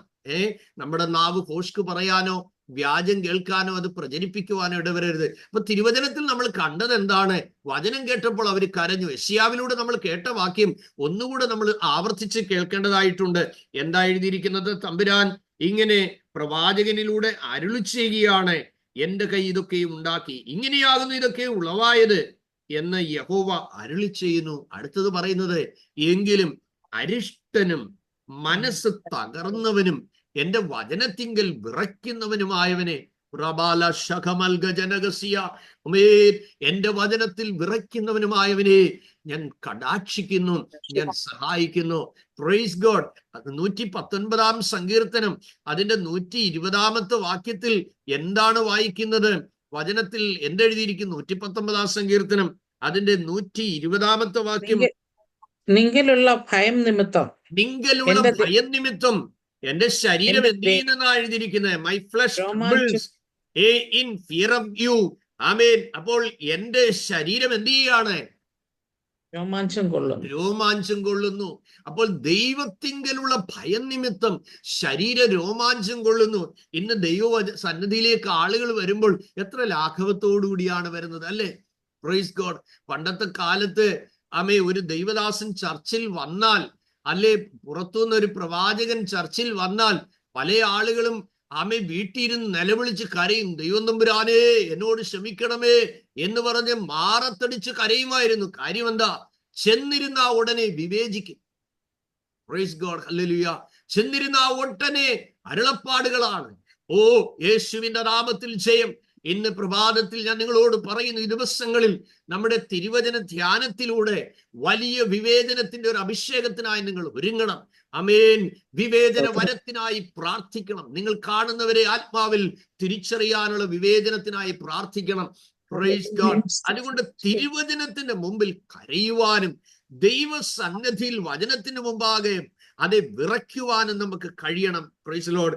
ആളുകൾക്ക് ചിലരുടെ സന്ദേശങ്ങൾ കേൾക്കുമ്പോൾ കമന്റ് അടിച്ചുകൊണ്ടിരിക്കും, മെസ്സേജുകൾ പാസ് ചെയ്തുകൊണ്ടിരിക്കും, ഫോണിൽ അറ്റൻഡ് ചെയ്തുകൊണ്ടിരിക്കും, പ്രസംഗി കേൾക്കുന്ന സ്ഥലത്ത് ഇരുന്നുകൊണ്ട് തന്നെ ആളുകളുമായി ചാറ്റ് ചെയ്തുകൊണ്ടിരിക്കും. പ്ലീസ്, നിങ്ങൾ ദൈവസന്നിധിയിൽ വരുന്നില്ലെങ്കിൽ വരണ്ട, വരുന്നെങ്കിൽ അതിന്റെ ഭയത്തോട് വരണം. ആമേൻ. സ്വിച്ച് ഓഫ് ചെയ്യേണ്ടടുത്ത് സ്വിച്ച് ഓഫ് ചെയ്ത് അല്പസമയം ദൈവത്തിന് കൊടുക്കുന്നുള്ളെങ്കിൽ ആ സമയം ദൈവത്തിന് തന്നെ കൊടുക്കണം. ഒരിക്കൽ പോൾ യോങ്കിച്ചോ ഇങ്ങനെ താൻ പ്രാർത്ഥിച്ചുകൊണ്ട് ദൈവസന്നിധിയിൽ ഇരിക്കുമ്പോൾ തന്റെ ഭാര്യ അടുത്തു വന്നിട്ട് പറഞ്ഞു, നിനക്കൊരു കോളുണ്ട്, ഇവിടുത്തെ രാജ്യത്തിന്റെ പ്രസിഡന്റ് വിളിക്കുകയാണ്. അപ്പോൾ ഇങ്ങനെ പറയാനിടയായി തീർന്നു തന്റെ ഭാര്യയോട്, നീ അദ്ദേഹത്തോട് പറ, ഞാൻ സർവ്വലോകത്തിന്റെയും അധിപനായ ദൈവത്തോട് സംസാരിച്ചു കൊണ്ട് നിൽക്കുകയാണ്, ഇപ്പോൾ എനിക്ക് വരാൻ കഴിയില്ല, ഞാൻ ദൈവത്തോട് സംസാരിച്ച് കഴിഞ്ഞതിന് ശേഷം നിന്റെ കോൾ അറ്റൻഡ് ചെയ്യാമെന്ന് പറ. പലപ്പോഴും നമ്മൾ ദൈവത്തിന് കൊടുക്കേണ്ട മഹത്വം കൊടുക്കാതെ പോകുന്നു. അലക്ഷ്യതയോടെ നമ്മൾ അതിനുള്ള ദൈവഭയത്തിന്റെ തലങ്ങളിൽ നിന്നൊക്കെ എത്ര ദുർബലമായി നമ്മൾ പോകാറുണ്ട്. ഒരു ഫോൺ വന്നാൽ ഉടനെ നമ്മൾ പ്രാർത്ഥന നിർത്തിയിട്ട് ചാടിയ ഫോൺ എടുക്കാൻ പോകും. അങ്ങനെ ചെയ്യരുത്. ദൈവത്തിന് സ്തോത്രം. നിങ്ങൾ ദൈവത്തിന് കൊടുക്കേണ്ട സമയം ബഹുമാനത്തോടെ, വിറയലോടെ, ഭയത്തോടെ പ്രൈസ് ലോർഡ് നമ്മൾ അത് കൊടുക്കേണ്ടതായിട്ടുണ്ട്. ഇവിടെ ദാവീദ് പറയുന്നു, പ്രൈസ് ലോർഡ്, നമ്മൾ കൃപാന ക്രമത്തിൽ ഇങ്ങനെ വായിച്ചിട്ടില്ലേ, രക്ഷിക്കപ്പെടുന്നതിന് മുമ്പ് നാം എല്ലാവരും ദൈവത്തിന്റെ വചനത്തെ ഭയത്തോടും വിറയലോടും കൂടെ കേൾക്കണം എന്നൊക്കെ കുർബാനക്രമത്തിൽ എഴുതി വെച്ചിട്ടുണ്ട്. നാം എല്ലാവരും ഭയത്തോടും ഭക്തിയോടും വിറയലോടും കൂടെ നാം കേൾക്കണം. നിങ്ങൾ വായിച്ചിട്ടില്ലേ? അപ്പോൾ ഇവിടെ പറയുന്നത് എന്താ? നിങ്കലുള്ള ഭയനിമിത്തം എന്റെ ശരീരം രോമാഞ്ചം കൊള്ളുന്നു എന്നാണ് ആ തിരുവെഴുത്തിൽ നമ്മൾ കാണുന്നത്. എന്തുകൊണ്ടാണ് ദൈവത്തിന്റെ വചനത്തിന്റെ മുമ്പിൽ ഭയപ്പെടേണ്ട ആവശ്യകത? യിരെമ്യാ പ്രവാചകന്റെ പുസ്തകം 23-ാമത്തെ അധ്യായം അതിന്റെ 29-ാമത്തെ വാക്യത്തിൽ പറയുന്നത് എന്തുകൊണ്ട് നാം ദൈവവചനത്തിന് മുമ്പാകെ വിറയ്ക്കണം, എന്തുകൊണ്ട് നമ്മൾ ദൈവസന്നിധിയിൽ വരുമ്പോൾ ഭയപ്പെടണം. അവിടെ രണ്ട് കാര്യം പറയുകയാണ്. തിരുവചനം എന്താണ് എന്ന് ധാരാളം രീതികളിൽ പറഞ്ഞിട്ടുണ്ട് ദൈവവചനം. എന്നാൽ യിരെമ്യാവിലൂടെ ദൈവം പറയുകയാണ്, is not my word like fire, എന്റെ വചനം തീ പോലെയല്ലയോ. പിന്നെന്താണ് ദൈവം പറയുകയാണ്? that breaks a rock in pieces. Hallelujah. പാറയെ തകർക്കുന്ന ചുറ്റികയാണ് ദൈവത്തിന്റെ വചനം. തിരുവചനം തീയാണ്. ഹല്ലേലൂയ. ഇന്നലെ പ്രഭാതത്തിൽ തിരിച്ചറിയണം, തീ എല്ലാത്തിനെയും കൺസ്യൂമിങ് ചെയ്യാൻ കഴിയുന്നതാണ്, അല്ലെ? അതെ, ഇന്ന് പ്രഭാതത്തിൽ ഓർത്തിരിക്കണം, നിനക്കെതിരായി ഏത് ശക്തികൾ എഴുന്നേറ്റ് വന്നാലും അതെല്ലാം ചാമ്പലായി അങ്ങ് പോകും. ഈ തിരുവചനം നിന്റെ ഉള്ളിൽ ഉണ്ടെങ്കിൽ. Price God. ഹല്ലേലൂയ. നമുക്കറിയാം, വടം പോലുള്ള കയറുകൊണ്ട് ശിംശോനെ ബന്ധിച്ചു. പക്ഷെ ദൈവാത്മാവ് അവന്റെ മേൽ വന്നപ്പോൾ ആ കയറ് അവിടെ ഇരുന്ന് ദ്രവിച്ചു, തീയിൽ തൊട്ട ചണനൂൽ പോലെയായി. നീ ഭയപ്പെടുന്ന കെട്ടുകൾ അതെ, ദൈവത്തിന്റെ വചനം പറയുന്നത് നിങ്ങളുടെ ബന്ധനങ്ങൾ മുറുകാതെ ഇരിക്കേണ്ടതിന് യഹോവയുടെ വചനത്തോട് മത്സരിക്കരുതെന്നൊരു വാക്യമുണ്ട്. അപ്പോൾ നിങ്ങളുടെ ബന്ധനങ്ങൾ മുറുകാതെ ഇരിക്കേണ്ടതിന് നിങ്ങൾ യഹോവയുടെ വചനത്തോട് മത്സരിക്കരുത്. ആമേൻ. അതുകൊണ്ട് നാം ദൈവവചനത്തോട് കൊടുക്കുന്ന പ്രതികരണം അത് ഭയത്തോടെ വേണം, അത് ഭക്തിയോടെ വേണം. Praise God. കോർട്ടിൽ നമ്മൾ ജഡ്ജിയുടെ വിധി കേൾക്കാൻ എത്ര ഭയത്തോടാണ് ഇരിക്കുന്നത്. ഞാനും ഒരാൾക്ക് വേണ്ടി കോർട്ടിൽ കയറേണ്ടതായ സാഹചര്യങ്ങൾ വന്നിട്ടുണ്ട്. അങ്ങനെ ആ മനുഷ്യൻ രക്ഷപ്പെടാനിടയായി തീർന്നത്. സ്തോത്രം. അപ്പൊ ചില സന്ദർഭങ്ങളിൽ ഇതൊക്കെ ബെഞ്ചാണെന്ന് മനസ്സിലാക്കണം. അത് കഴിഞ്ഞ് ഹൈക്കോടതിയുണ്ട്, അത് കഴിഞ്ഞ് സുപ്രീം കോടതിയുണ്ട്, ഇതെല്ലാം ബെഞ്ചാണ്. പക്ഷേ അവർക്കൊന്നും സിംഹാസനമില്ല. നമ്മുടെ ദൈവമാണ് ഏത്?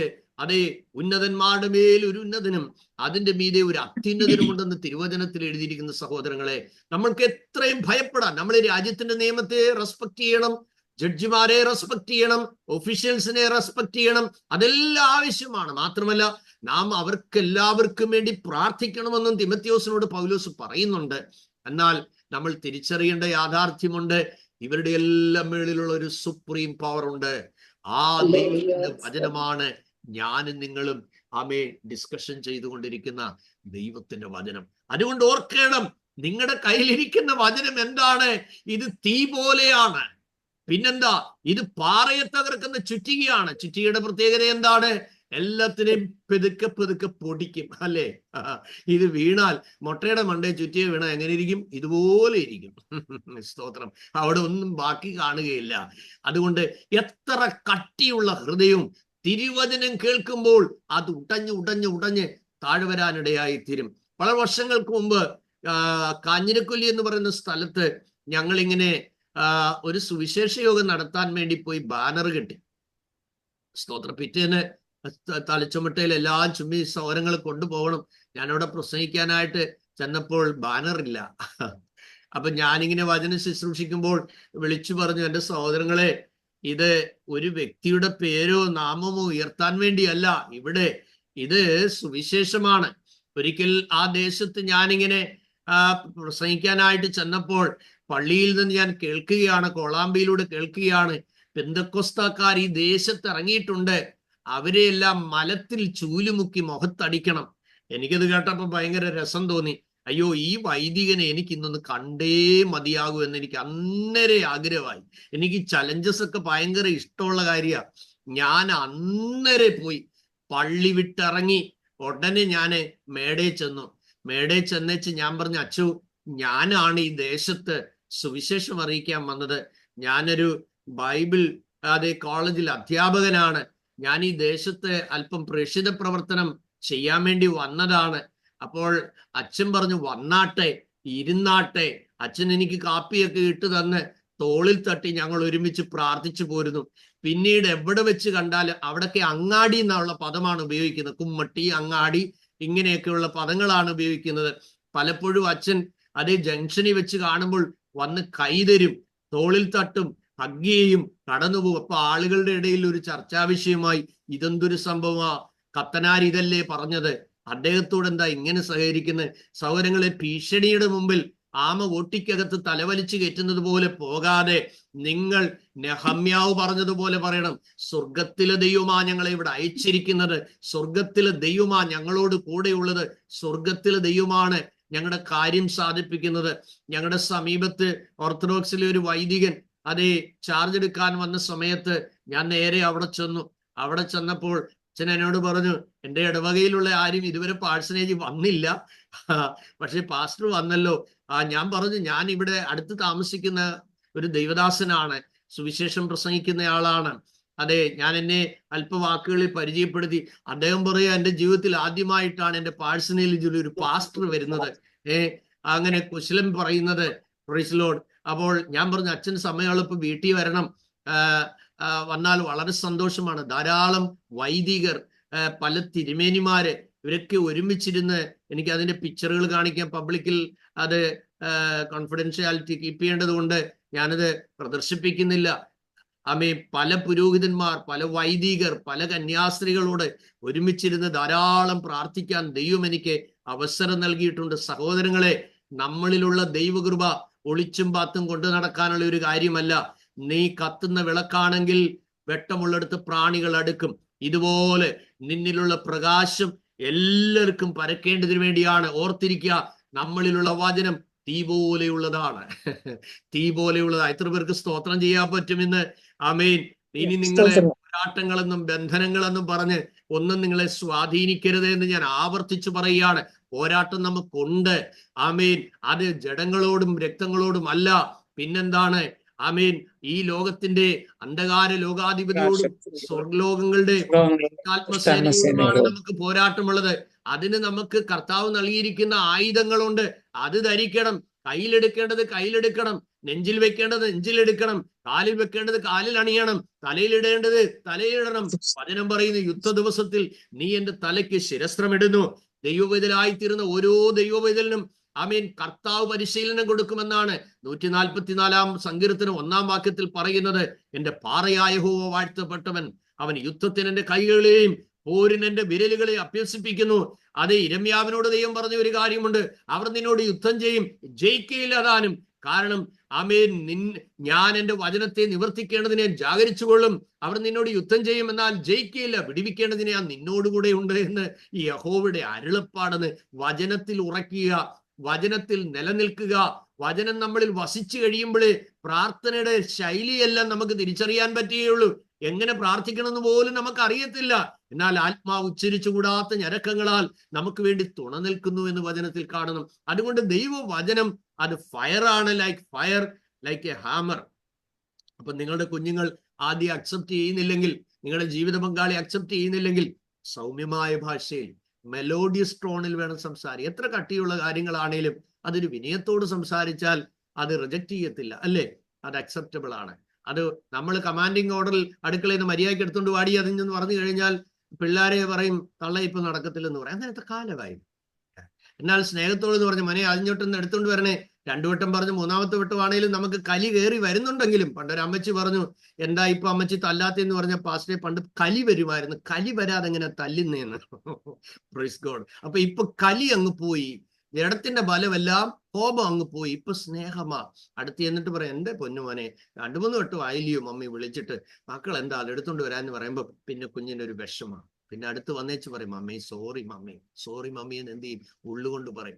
അപ്പൊ നിങ്ങളുടെ ഹൃദയം ജ്ഞാനിയായവന് ഹൃദയങ്ങളെ നേടുന്നെന്നാ. അതുകൊണ്ട് നമ്മൾ കലിപ്പോടും കോപത്തോടും വിദ്വേഷത്തോടും വൈരാഗ്യത്തോടും കൂടെ കുഞ്ഞുങ്ങളോട് സമീപിച്ചാൽ അത് 100 മടങ്ങായിട്ട് അത് കിളിച്ചങ്ങ് കയറി വരും. Praise the Lord. പക്ഷെ നിങ്ങൾ ഹമ്പിളായിട്ട് കുഞ്ഞുങ്ങളോട് സംസാരിച്ച് നോക്ക്. അതിനർത്ഥം പിള്ളേരുടെ കാലെ പിടിച്ച് സംസാരിക്കണം എന്നുള്ള ഒരു അർത്ഥമല്ല. ദൈവത്തെ റെസ്പെക്ട് ചെയ്യുന്നത് കൊണ്ട് നമ്മൾ എന്ത് ചെയ്യാണ്? ഈ പിള്ളേർ പറയും അമ്മയാണ് സത്യം, അന്നേരം ഓർത്തോണം അത് കള്ളമാണെന്ന്. സത്യത്തിനാണ് വേണ്ടല്ലോ. Praise the Lord. അപ്പോൾ ഇത് നമ്മൾ തിരിച്ചറിയുക. അതുകൊണ്ട് എബ്രായ ലേഖനത്തിലും കൂടെ നമ്മൾ ചിന്തിക്കേണ്ടതായിട്ടുണ്ട്. എബ്രായ ലേഖനം 12-ാമത്തെ അധ്യായം 21-ാമത്തെ വാക്യത്തിലേക്ക് വരുമ്പോൾ നമ്മൾ കാണുന്ന നമ്മുടെ ദൈവം ദഹിപ്പിക്കുന്ന അഗ്നിയാണ് എന്ന് ഈ തിരുവചനത്തോടുള്ള ബന്ധത്തിൽ പറയുമ്പോൾ എബ്രായ ലേഖനത്തിൽ ഞാൻ അത്യന്തം പേടിച്ചു വിറയ്ക്കുന്നു എന്ന് മോശയും പറയത്തക്കവണ്ണം ആ കാഴ്ച ഭയങ്കരമായിരുന്നു. കാരണം എന്താണ്? അതേ, സിനായി പർവ്വതത്തിൽ ദൈവം ഇറങ്ങി അവരോട് തന്റെ വചനം സംസാരിക്കുമ്പോൾ കൂരിരുട്ട്, കൊടുങ്കാറ്റ്, കാഹളനാദം, ഈ വലിയ ഇടിമുഴക്കത്തോടെ പർവ്വതങ്ങൾ, ഭൂമി മുഴുവൻ വിറയ്ക്കുന്നത് പോലെയാണ് ദൈവം തമ്പുരാൻ മോശയോട് സംസാരിച്ചത്, ജനത്തോട് സംസാരിച്ചത്. കാഹളധ്വനി മുഴങ്ങിക്കൊണ്ടിരിക്കുമ്പോൾ വലിയ പ്രകമ്പനം, തമ്പുരാൻ സ്വർഗത്തിൽ നിന്ന് ഇറങ്ങി ഇസ്രായേൽ ജനം ഇറങ്ങി വരികയാണ് സീനായിൽ. അപ്പോൾ മോശയും പറയുകയാണ്, എന്താണ്? ഞാൻ അത്യന്തം പേടിച്ചു വിറയ്ക്കുന്നു എന്ന് മോശയും പറയത്തക്കവണ്ണം ആ കാഴ്ച ഭയങ്കരമായിരുന്നതാണ്. അപ്പോൾ അവിടുന്നാണ് തിരുവെടുത്ത് വരുന്നത്, അവിടുന്നാണ് ദൈവശബ്ദം ഉണ്ടാകുന്നത്, അവിടുന്നാണ് ദൈവവചനം പങ്കുവയ്ക്കുന്നത്. അതിന്റെ നടുവിൽ നിന്നാണ് ദൈവം മോശയെ വിളിക്കുന്നത്, നീഞ്ഞു വാ, എന്റെ അടുത്തോട്ട് വാ. ദൈവത്തിന്റെ പൈതലേ, അവൻ നന്നാ രാവിലെ ഒരുങ്ങി ദൈവസന്നിധിയിലേക്ക് ചെന്നുവെന്നാണ് എഴുതിയിരിക്കുന്നത്. പല ആളുകളും എനിക്ക് മെസ്സേജ് ഇട്ട് ചോദിച്ചു, പാസ്റ്ററുകളെ ഇത് കണ്ടിന്യൂ ചെയ്യുമോ? Please please please. നിങ്ങൾക്കറിയാലോ, ദൈവത്തിന് സ്തോത്രം, ഇതിപ്പം 51-ാമത്തെ ക്ലാസ്സാണ് നടക്കുന്നത്. ശരീരത്തിന് ഭയങ്കര ക്ഷീണമുണ്ട്. ഇനി എനിക്ക് ഏതാണ്ട് ഒരു 400 കിലോമീറ്ററോളം എനിക്ക് യാത്ര പോയിട്ട് വേണം ഇനി വൈകിട്ടത്തെ ക്ലാസ് നിങ്ങൾക്ക് എടുക്കാൻ. അത് കഴിഞ്ഞിട്ട് വേണം യാത്ര ചെയ്ത് രാത്രി തിരിച്ച് ഇവിടെ വന്നിട്ട് ഏർലി മോർണിംഗിന്റെ ക്ലാസ് എടുക്കാനായിട്ട്. അപ്പൊ നിങ്ങൾ പ്രാർത്ഥനയിൽ ആ കാര്യങ്ങളുടെ ഓർത്തിരിക്കുക. നിങ്ങൾ തിരിച്ചറിയണം ദൈവവചനം പറയുന്നത് എന്താണ്. ഓർത്തിരിക്കുക, വചനത്തിന് മുമ്പിൽ വിറയ്ക്കുക, ഭയപ്പെടുക. നിങ്ങൾ ദൈവവചനം വായിക്കുമ്പോൾ, ഞാൻ പറയുന്നു ഇതൊക്കെ നിങ്ങളുടെ പ്രൈവറ്റ് കാര്യങ്ങളാണെങ്കിലും ഒരു വേദാധ്യാപകൻ എന്ന നിലയിൽ തിരുവചനം പങ്കുവെച്ചു തരുന്ന ഒരു ആത്മീയ ദൈവമനുഷ്യൻ എന്ന നിലയിൽ ഞാൻ എളിമയോട് പറയാം, നിങ്ങളുടെ ചിരട്ട മാറ്റി വെക്കാത്തിടത്തോളം കാലം, നിങ്ങളുടെ ലിഗമെന്റിന് ഇഷ്യൂ ഇല്ലാത്തിടത്തോളം കാലം നിങ്ങൾക്ക് വചനം വായിക്കാനായിട്ട് പ്രേരണയുള്ളപ്പോൾ എപ്പോഴും വായിക്കാം, എപ്പോഴും കേൾക്കാം, എങ്ങനെയും വായിക്കാം. പക്ഷേ ഞാൻ ഏറിയ പങ്കും വചനം ധ്യാനിക്കുന്നത് മുഴങ്കാലിൽ ഇരുന്നു. സ്തോത്രം. ആ ടയർഡായിട്ട് മാറിയെങ്കിൽ നിങ്ങൾക്ക് റിലാക്സ് ചെയ്തിരുന്ന് വായിക്കാം. കാരണം അതെന്നെ സ്വാധീനിച്ചത് പ്രസംഗികളുടെ പ്രഭുവായ സ്പർജനിൽ നിന്നാണ്. സ്തോത്രം. അദ്ദേഹത്തിന്റെ എഴുത്തുകൾ വളരെ വിശേഷമായ എഴുത്തുകൾ. ഇതാണ് അദ്ദേഹത്തിന്റെ പുസ്തകം, പ്രസംഗികളുടെ പ്രഭുവായ CH സ്പർജന്റെ 2200 ഉദ്ധരണികൾ എന്ന തന്റെ 36,000 പേജുള്ള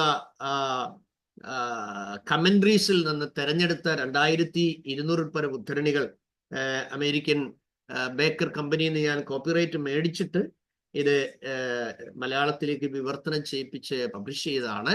അതിന്റെ ഇന്ത്യൻ എഡിഷൻ ഇംഗ്ലീഷ് കോപ്പിയും ഉണ്ട്. 500 rupees ഉള്ളു. ഫ്യൂ കോപ്പീസ് ഉണ്ട്. ചില ചോദിച്ചിട്ടുണ്ട്, ഞാൻ അവർക്ക് വേണ്ടി റിസർവ് ചെയ്ത് വെച്ചിട്ടുണ്ട്. കർത്താവ് അനുഗ്രഹിക്കും. ഞാൻ പറഞ്ഞു വന്നത്, അദ്ദേഹത്തിന്റെ ജീവചരിത്രത്തിൽ വായിക്കുന്നത് 300 പ്രാവശ്യമാണ് അദ്ദേഹം ദൈവവചനം വായിച്ചത്. അതിൽ 100 പ്രാവശ്യം താൻ ദൈവവചനം വായിച്ച് തീർത്തത് മുഴങ്കാലിലാണ്. അതുകൊണ്ടാണ് എനിക്ക് ഹമ്പിളായിട്ട് നിങ്ങളോട് റിക്വസ്റ്റ് ചെയ്യാനുള്ളത്, when you like to read the word of God, I may go and kneel down. ആ ഭയത്തോടെ, ആ ഭക്തിയോടെ. Praise the Lord. എൻ്റെ ഇതേതാണ്ട് ഒരു 36 വർഷം പഴക്കമുള്ള വേദപുസ്തകമാണ്. ഈ പുസ്തകത്തിനകത്ത് നിങ്ങൾ നോക്കിയാൽ ഇത് മുഴുവൻ വരയിടാത്ത സ്ഥലങ്ങൾ കുറവാണ്. ഇത് മുഴുവൻ കണ്ണുനീരിൽ കുതിർന്ന ബൈബിളാണ്. ദൈവം സംസാരിക്കുമ്പോൾ നമ്മുടെ കണ്ണുകൾ നിറഞ്ഞ് പുസ്തകത്തിൽ ഇങ്ങനെ ധാരാളം കണ്ണുനീർ വീണ ഓരോ പേജുകളും ഇതിനകത്തുണ്ട്. കാര്യം എന്താണ്? എന്നെ നിലനിർത്തിയിരിക്കുന്നത് ഈ ദൈവത്തിന്റെ വചനമാണ്. സ്തോത്രം. ഇതുവരെയും എന്നെ എവിടെയും പ്രാപ്തനാക്കി നിർത്തി. നിങ്ങൾക്കറിയാം, ധാരാളം സർജറി കഴിഞ്ഞ ശരീരമാണ്.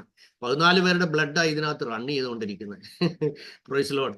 അപ്പോൾ ഒരുപാട് കൊടിയ ക്ലേശങ്ങളിലൂടെ എൻ്റെ ആരോഗ്യ പ്രശ്നങ്ങൾ എന്നെ അടുത്തെറിയുന്നവർക്കറിയാം. പക്ഷേ ഞാൻ ദൈവത്തിന്റെ വചനം പറയുമ്പോൾ എനിക്ക് ഭയങ്കര ബലമാണ്, എനിക്ക് ഭയങ്കര ആരോഗ്യമാണ്. ആ ശക്തിയും ആ കൃപയും കൊണ്ടാണ് ഞാൻ മുന്നോട്ട് യാത്ര ചെയ്യുന്നത്. അതേ സഹോദരങ്ങളെ, തിരിച്ചറിയുക, ദൈവത്തിന്റെ വചനം തീയാണ്, അത് പാറയെ തീർക്കുന്ന ചുറ്റികയാണ്.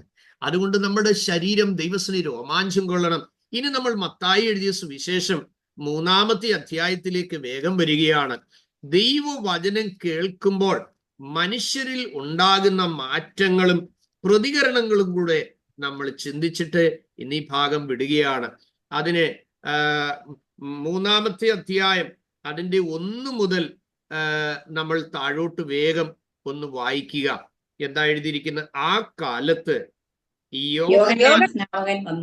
സ്നാപകൻ വന്നു. Okay, somebody can read. Okay. ആ കാലത്ത് യോഹന്നാൻ സ്നാപകൻ വന്നു, യഹൂദ്യ മരുഭൂമിയിൽ പ്രസംഗിച്ചു. പ്രസംഗിച്ചു. അടുത്തത്, സ്വർഗരാജ്യം സമീപിച്ചിരിക്കയാൽ മാനസാന്തരപ്പെടുവീൻ എന്ന് പറഞ്ഞു. ഇദ്ദേഹം ആരുടെ മകനാണ്? പറഞ്ഞാട്ടെ, അൺമ്യൂട്ട് ചെയ്താട്ടെ. സക്കരിയ പുരോഹിതന്റെ മകനാണ്. സക്കരിയ പുരോഹിതന് തലമുറ ജനിച്ചത് എപ്പോഴാണ്? വാർദ്ധക്യത്തിലാണ്. ആമേൻ. ചില കാര്യങ്ങളുടെ മറുപടിയൊക്കെ നമ്മൾ ആഗ്രഹിച്ച സമയത്ത് നടക്കുന്നില്ലെങ്കിൽ ഓർത്തോണം, ആ വിഷയത്തിൽ ദൈവത്തിനൊരു സമയമുണ്ട്, അതിനൊരു പ്രത്യേക പർപ്പസ് ഉണ്ട്. സ്തോത്രം. സാധാരണ പുരോഹിതന്മാരായി ഉള്ള എല്ലാവരും ഇസ്രായേൽ മക്കളോടുള്ള ബന്ധത്തിൽ വന്ധ്യത ഒരു ശാപമാണ്. സ്തോത്രം. ഗർഭഫലം ഇല്ലാതിരിക്കുക എന്ന് പറയുന്നത് വലിയ ശാപമാണ്. സക്കരിയ പുരോഹിതൻ ദൈവാലയത്തിനുള്ളിൽ ചെന്ന് വേണം ജനത്തിനു വേണ്ടി ഈ ശുശ്രൂഷ ചെയ്യുവാനായിട്ട്. താൻ ജനത്തെ അനുഗ്രഹിച്ച് ഇസ്രായേൽ ജനത്തിന് വേണ്ട എല്ലാ ബ്ലെസ്സിങ്സും ഉണ്ടാകുന്നു. പക്ഷേ അതേ തൻ്റെ ഭാര്യ വയസ്സ് ചെന്ന് അതേ വൃദ്ധയായിരിക്കുകയാണ്. എന്നാൽ ഒരു ദിവസം ശുശ്രൂഷയ്ക്കായി ആലയത്തിനുള്ളിൽ നിൽക്കുമ്പോൾ സദ്വർത്തമാനമായിട്ട് ഗബ്രിയേൽ ദൂതൻ വരാനിടയായി. പേര് വിളിച്ചു, സക്കരിയാവേ. അദ്ദേഹത്തിന്റെ ടെസ്റ്റ് മണി നമ്മൾ കാണുന്നത് ലൂക്കോസിന്റെ സുവിശേഷം 1-ാമത്തെ അധ്യായത്തിലേക്ക് വരുമ്പോൾ എന്താണ് നമ്മൾ കാണുന്നത്? അവിടെ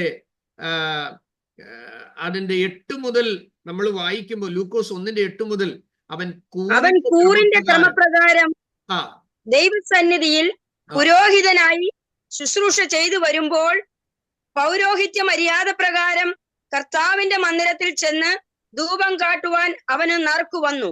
ഇനി ശ്രദ്ധിക്കണം, 7-ാം വാക്യത്തിലും 6 മുതലുള്ള വാക്യത്തിലും കാണുന്നത് ഇരുവരും ദൈവസന്നിധിയിൽ, ആരെ? സക്കരിയാവും തന്റെ ഭാര്യയായ എലിസബത്തും, ഇരുവരും ദൈവസന്നിധിയിൽ കുറ്റമില്ലാത്തവരും ദൈവത്തിന്റെ സകല കൽപ്പനകളിലും ന്യായങ്ങളിലും കുറ്റമില്ലാത്തവരായി നടന്നവരാണ്. അവർ നീതിയുള്ളവരായിരുന്നു, 2 ദൈവത്തിന്റെ എല്ലാ വചനങ്ങളും അനുസരിച്ച് ജീവിക്കുന്നവരുമായിരുന്നു. നിങ്ങൾ നോക്കിയേ, നമ്മൾ പലപ്പോഴും ചോദിച്ചു, കർത്താവെ എന്തു കുറ്റം കണ്ടിട്ടാ കർത്താവെ എന്റെ വിഷയത്തിന് നീ മറുപടി തരാത്ത? ഞാൻ ഇനി എങ്ങനെ പ്രാർത്ഥിക്കണ്ടേ കർത്താവെ? ഇനി ഞാൻ എങ്ങനെ കരയേണ്ടി കർത്താവെ? ഞാനൊരു കാര്യം നിങ്ങൾ ഓർപ്പിക്കാം, നിങ്ങൾ ഉപവസിച്ച് ടയർഡായ വിഷയത്തിന് വേണ്ടി ഉപവസിക്കാൻ ദൈവം എന്നെ പറയത്തില്ല. നിങ്ങൾ പ്രാർത്ഥിച്ച് തളർന്ന വിഷയത്തിന് വേണ്ടി പ്രാർത്ഥിക്കാൻ ദൈവം സമ്മതിക്കത്തില്ല. അടുത്ത സമയത്ത് എൻ്റെ ഒരു പൂർവ്വ വിദ്യാർത്ഥി ഏതാണ്ട് 5.5 വർഷത്തോളം ഒരു വിഷയത്തിന് വേണ്ടി ആകെ തകർന്നു, 4 പ്രാവശ്യം ചീറ്റ് ചെയ്യപ്പെട്ടു. അപ്പോൾ എന്നോട് പറഞ്ഞു, പൊന്നു സാറേ, ഞാൻ ഇനി വയ്യ, എനിക്ക് ഉപവസിച്ച് മടുത്തു. ഞാൻ പേര് വിളിച്ചിട്ട് പറഞ്ഞു, സിസ്റ്റർ, ഇനി ഒരു കാരണവശാലും ഈ വിഷയത്തിന് വേണ്ടി കരയേണ്ട ആവശ്യമില്ല.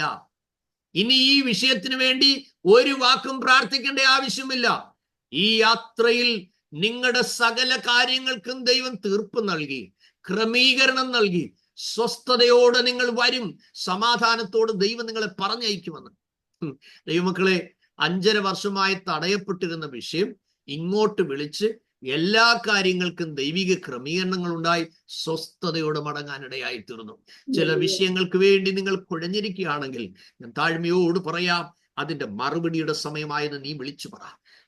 ആ തരം തുറന്ന് പറയണം. യെസ്, ഈ വർഷം അവസാനിക്കുന്നതിന് മുമ്പാണ് അത് ദൈവഹിതമെങ്കിൽ അത് കാണാൻ പോവുകയാണെന്ന് വിശ്വാസത്തോടെ വിളിച്ചു പറ. ഇമ്പോസിബിൾ ആയിട്ടുള്ളത് പോസിബിൾ ആക്കാൻ കഴിയും. 37-ാം വാക്യത്തിൽ പറയുന്നത് എന്താണ്? For with God nothing shall be impossible. അമേ, ദൈവത്തിന് ഒരു കാര്യവും അസാധ്യമല്ലല്ലോ. അപ്പൊ ദൈവത്തിന് നീതിയുള്ളവരാണ്, സകല കുറ്റങ്ങളിലും കുറ്റമില്ലാത്തവരായ ദൈവത്തിന്റെ കൽപ്പനകളിൽ അവർ പോകുന്നവരാ. പക്ഷേ ഇരുവരും വയസ്സ് ചെന്നവരും വൃദ്ധരുമായിരുന്നു. എലിസബത്ത് മച്ചിയായിരുന്നു, കൺസീവ് ആകുന്നില്ല. പക്ഷെ ഇവിടെ നമ്മൾ കാണുന്ന ഒരു കാര്യം, താഴോട്ട് വായിക്കുമ്പോൾ തമ്പുരാന്റെ ദൂതനെ അയച്ചിട്ട് പറയുകയാണ്, സ്തോത്രം, പേര് വിളിക്കുന്നു. അപ്പൊ നമ്മുടെ ഓരോരുത്തരുടെയും പേര് ദൈവത്തിന് അറിയാമല്ലോ, അല്ലേ? ആമേൻ. ദൈവം പറയുകയാണ് എന്ത്? നിന്റെ പ്രാർത്ഥനയ്ക്ക് ഉത്തരം. 13-ാം വാക്യത്തിൽ പറയുന്നു, സക്കറിയാവിനെ കണ്ടിട്ട് ഭ്രമിച്ച് പരവശനായി. ദൂതൻ അവനോട് പറഞ്ഞത് എന്താ? സക്കറിയാവേ, ഭയപ്പെടേണ്ട, നിന്റെ പ്രാർത്ഥനയ്ക്ക് ഉത്തരമായി. സൗരങ്ങളെ, യൗവനത്തിലല്ലേ മറുപടി കിട്ടേണ്ടത്? പിന്നെന്തിനാ വാർദ്ധക്യത്തിലായത്? നമുക്ക് ദൈവത്തെ ക്വസ്റ്റ്യൻ ചെയ്യാൻ പറ്റുകയില്ല കേട്ടോ. ഞാൻ ഈ ഒരു വാക്ക് എൻ്റെ അമ്മാച്ചനോട്, ജർമ്മനിയിലുള്ള എൻ്റെ അമ്മാച്ചനോട് ഇങ്ങനെ സുവിശേഷം പറഞ്ഞപ്പോൾ അദ്ദേഹം വേറൊരു മോശമായ പദം ഉപയോഗിച്ചുകൊണ്ട് എന്നോട് പറഞ്ഞു, ദൈവത്തിന് അപ്പൊ എന്തും ചെയ്യാമോ? ഞാൻ മിണ്ടിയില്ല. Praise God. അപ്പോൾ സഹോദരങ്ങളെ, നിന്റെ പ്രാർത്ഥനയ്ക്ക് ഉത്തരമായി. എന്ത്? നിന്റെ ഭാര്യയായ എലിസബത്ത് ഗർഭം ധരിച്ച് ഒരു മകനെ പ്രസവിക്കും. അവന് യോഹന്നാൻ എന്ന് പേരിടണം. ദൈവം പേര് ഫിക്സ് ചെയ്ത് അങ്ങോട്ട് വിട്ടെ, അല്ലേ? ദൈവം വചനത്തിൽ പേര് ഫിക്സ് ചെയ്ത പല ആളുകളുണ്ട്. നിങ്ങൾ വേണേ നോട്ട് ചെയ്ത്. 1 ഇസ്മായിൽ, ഉൽപ്പത്തി പുസ്തകം 16-ാം അധ്യായം 11-ാം വാക്യം. 2 ദൈവം ജനിക്കുന്നതിന് മുമ്പ് പേര് പറഞ്ഞതാണ്. ഇസഹാക്ക്, ഉൽപ്പത്തി പുസ്തകം 17-ാം അധ്യായം 19-ാം വാക്യം. Praise Lord. പിന്നെ ശലോമോനോടുള്ള ബന്ധത്തിൽ 1 ദിനവൃത്താന്തം 22-ാം അധ്യായം 9-ാം വാക്യം. യോശിയാവ് എന്ന ഒരു പേര് പറഞ്ഞ് ജനിച്ചയാളുണ്ട്. 1 രാജാക്കന്മാർ 13-2. അവിടെയാണ് യാഗപീഠമേ, യാഗപീഠമേ, ഇത് പിളർന്ന് പോകുമെന്നുള്ള ഒരു വചനം, അല്ലെങ്കിൽ താൻ ജനിക്കുന്നതിന് 32 വർഷങ്ങൾക്ക് മുമ്പ് ദൈവം പറഞ്ഞാണ് യോശിയാവ് എന്ന് പറയുന്ന മകൻ ജനിക്കുമെന്ന്. അടുത്തത് നിങ്ങൾ 5-ാമത്തത് കോരശ്. ജനിക്കുന്നതിന് മുമ്പ് ദൈവം പറഞ്ഞു, കോരശ് എന്റെ ഇടയൻ, എന്റെ ഹിതമൊക്കെയും ചെയ്യും. ഐസയ ചാപ്റ്റർ 45 1 മുതൽ 7 വരെയുള്ള വാക്യങ്ങൾ. സ്തോത്രം. പിന്നെ നമ്മൾ ഇവിടെ കാണുന്നു യോഹന്നാൻ 6-ാമത്തത്. 7-ാമത്തത് മറിയയോട് വന്ദനം പറഞ്ഞിട്ട് പറയുന്നു, നീ അവന് മശിക എന്ന് പേരിടണം, ഇമ്മാനുവേൽ എന്ന് പേരിടണം. ലൂക്കോസ് 1-ാം അധ്യായം 30 മുതൽ നമ്മൾ വായിക്കുമ്പോൾ അവിടെയും നമ്മൾ കാണാൻ കഴിയുന്നുണ്ട്. അപ്പൊ ശ്രദ്ധിച്ച് മനസ്സിലാക്കുക. ഇവിടെ പറയുന്നത് നിന്റെ പ്രാർത്ഥനയ്ക്ക് ഉത്തരമായിട്ടാണ്, മറുപടിയായിട്ടാണ്. അപ്പോൾ പ്രാർത്ഥിക്കുന്ന ദൈവത്തിൽ മനസ്സിലാക്കുക, പ്രാർത്ഥനയ്ക്ക് ഉത്തരവുണ്ട്, മറുപടിയുണ്ട്. ഇച്ചിരി താമസിച്ചാലും ഉണ്ട്. അതരം തുറന്നൊന്ന് നിങ്ങൾക്ക് പറയാമോ? കർത്താവേ, എന്റെ പ്രാർത്ഥന ഒരിക്കലും വേസ്റ്റ് അല്ല, പിറുപിറുത്തത് ക്ഷമിക്കണമേ എന്ന് പറഞ്ഞ് ദൈവസനയിൽ നമ്മൾ ഏൽപ്പിച്ചു കൊടുക്കണം. നോക്കുക, തന്റെ പൗരോഹിത്യ ശുശ്രൂഷ പിന്തുടരണമെന്ന് ആഗ്രഹിച്ചാണ് സക്കറിയാവിരിക്കുന്നത്, അല്ലേ? സക്കറിയാവിരിക്കുന്നത്. സ്തോത്രം. ഇവിടെ സക്കറിയാവിനൊരു സംശയം.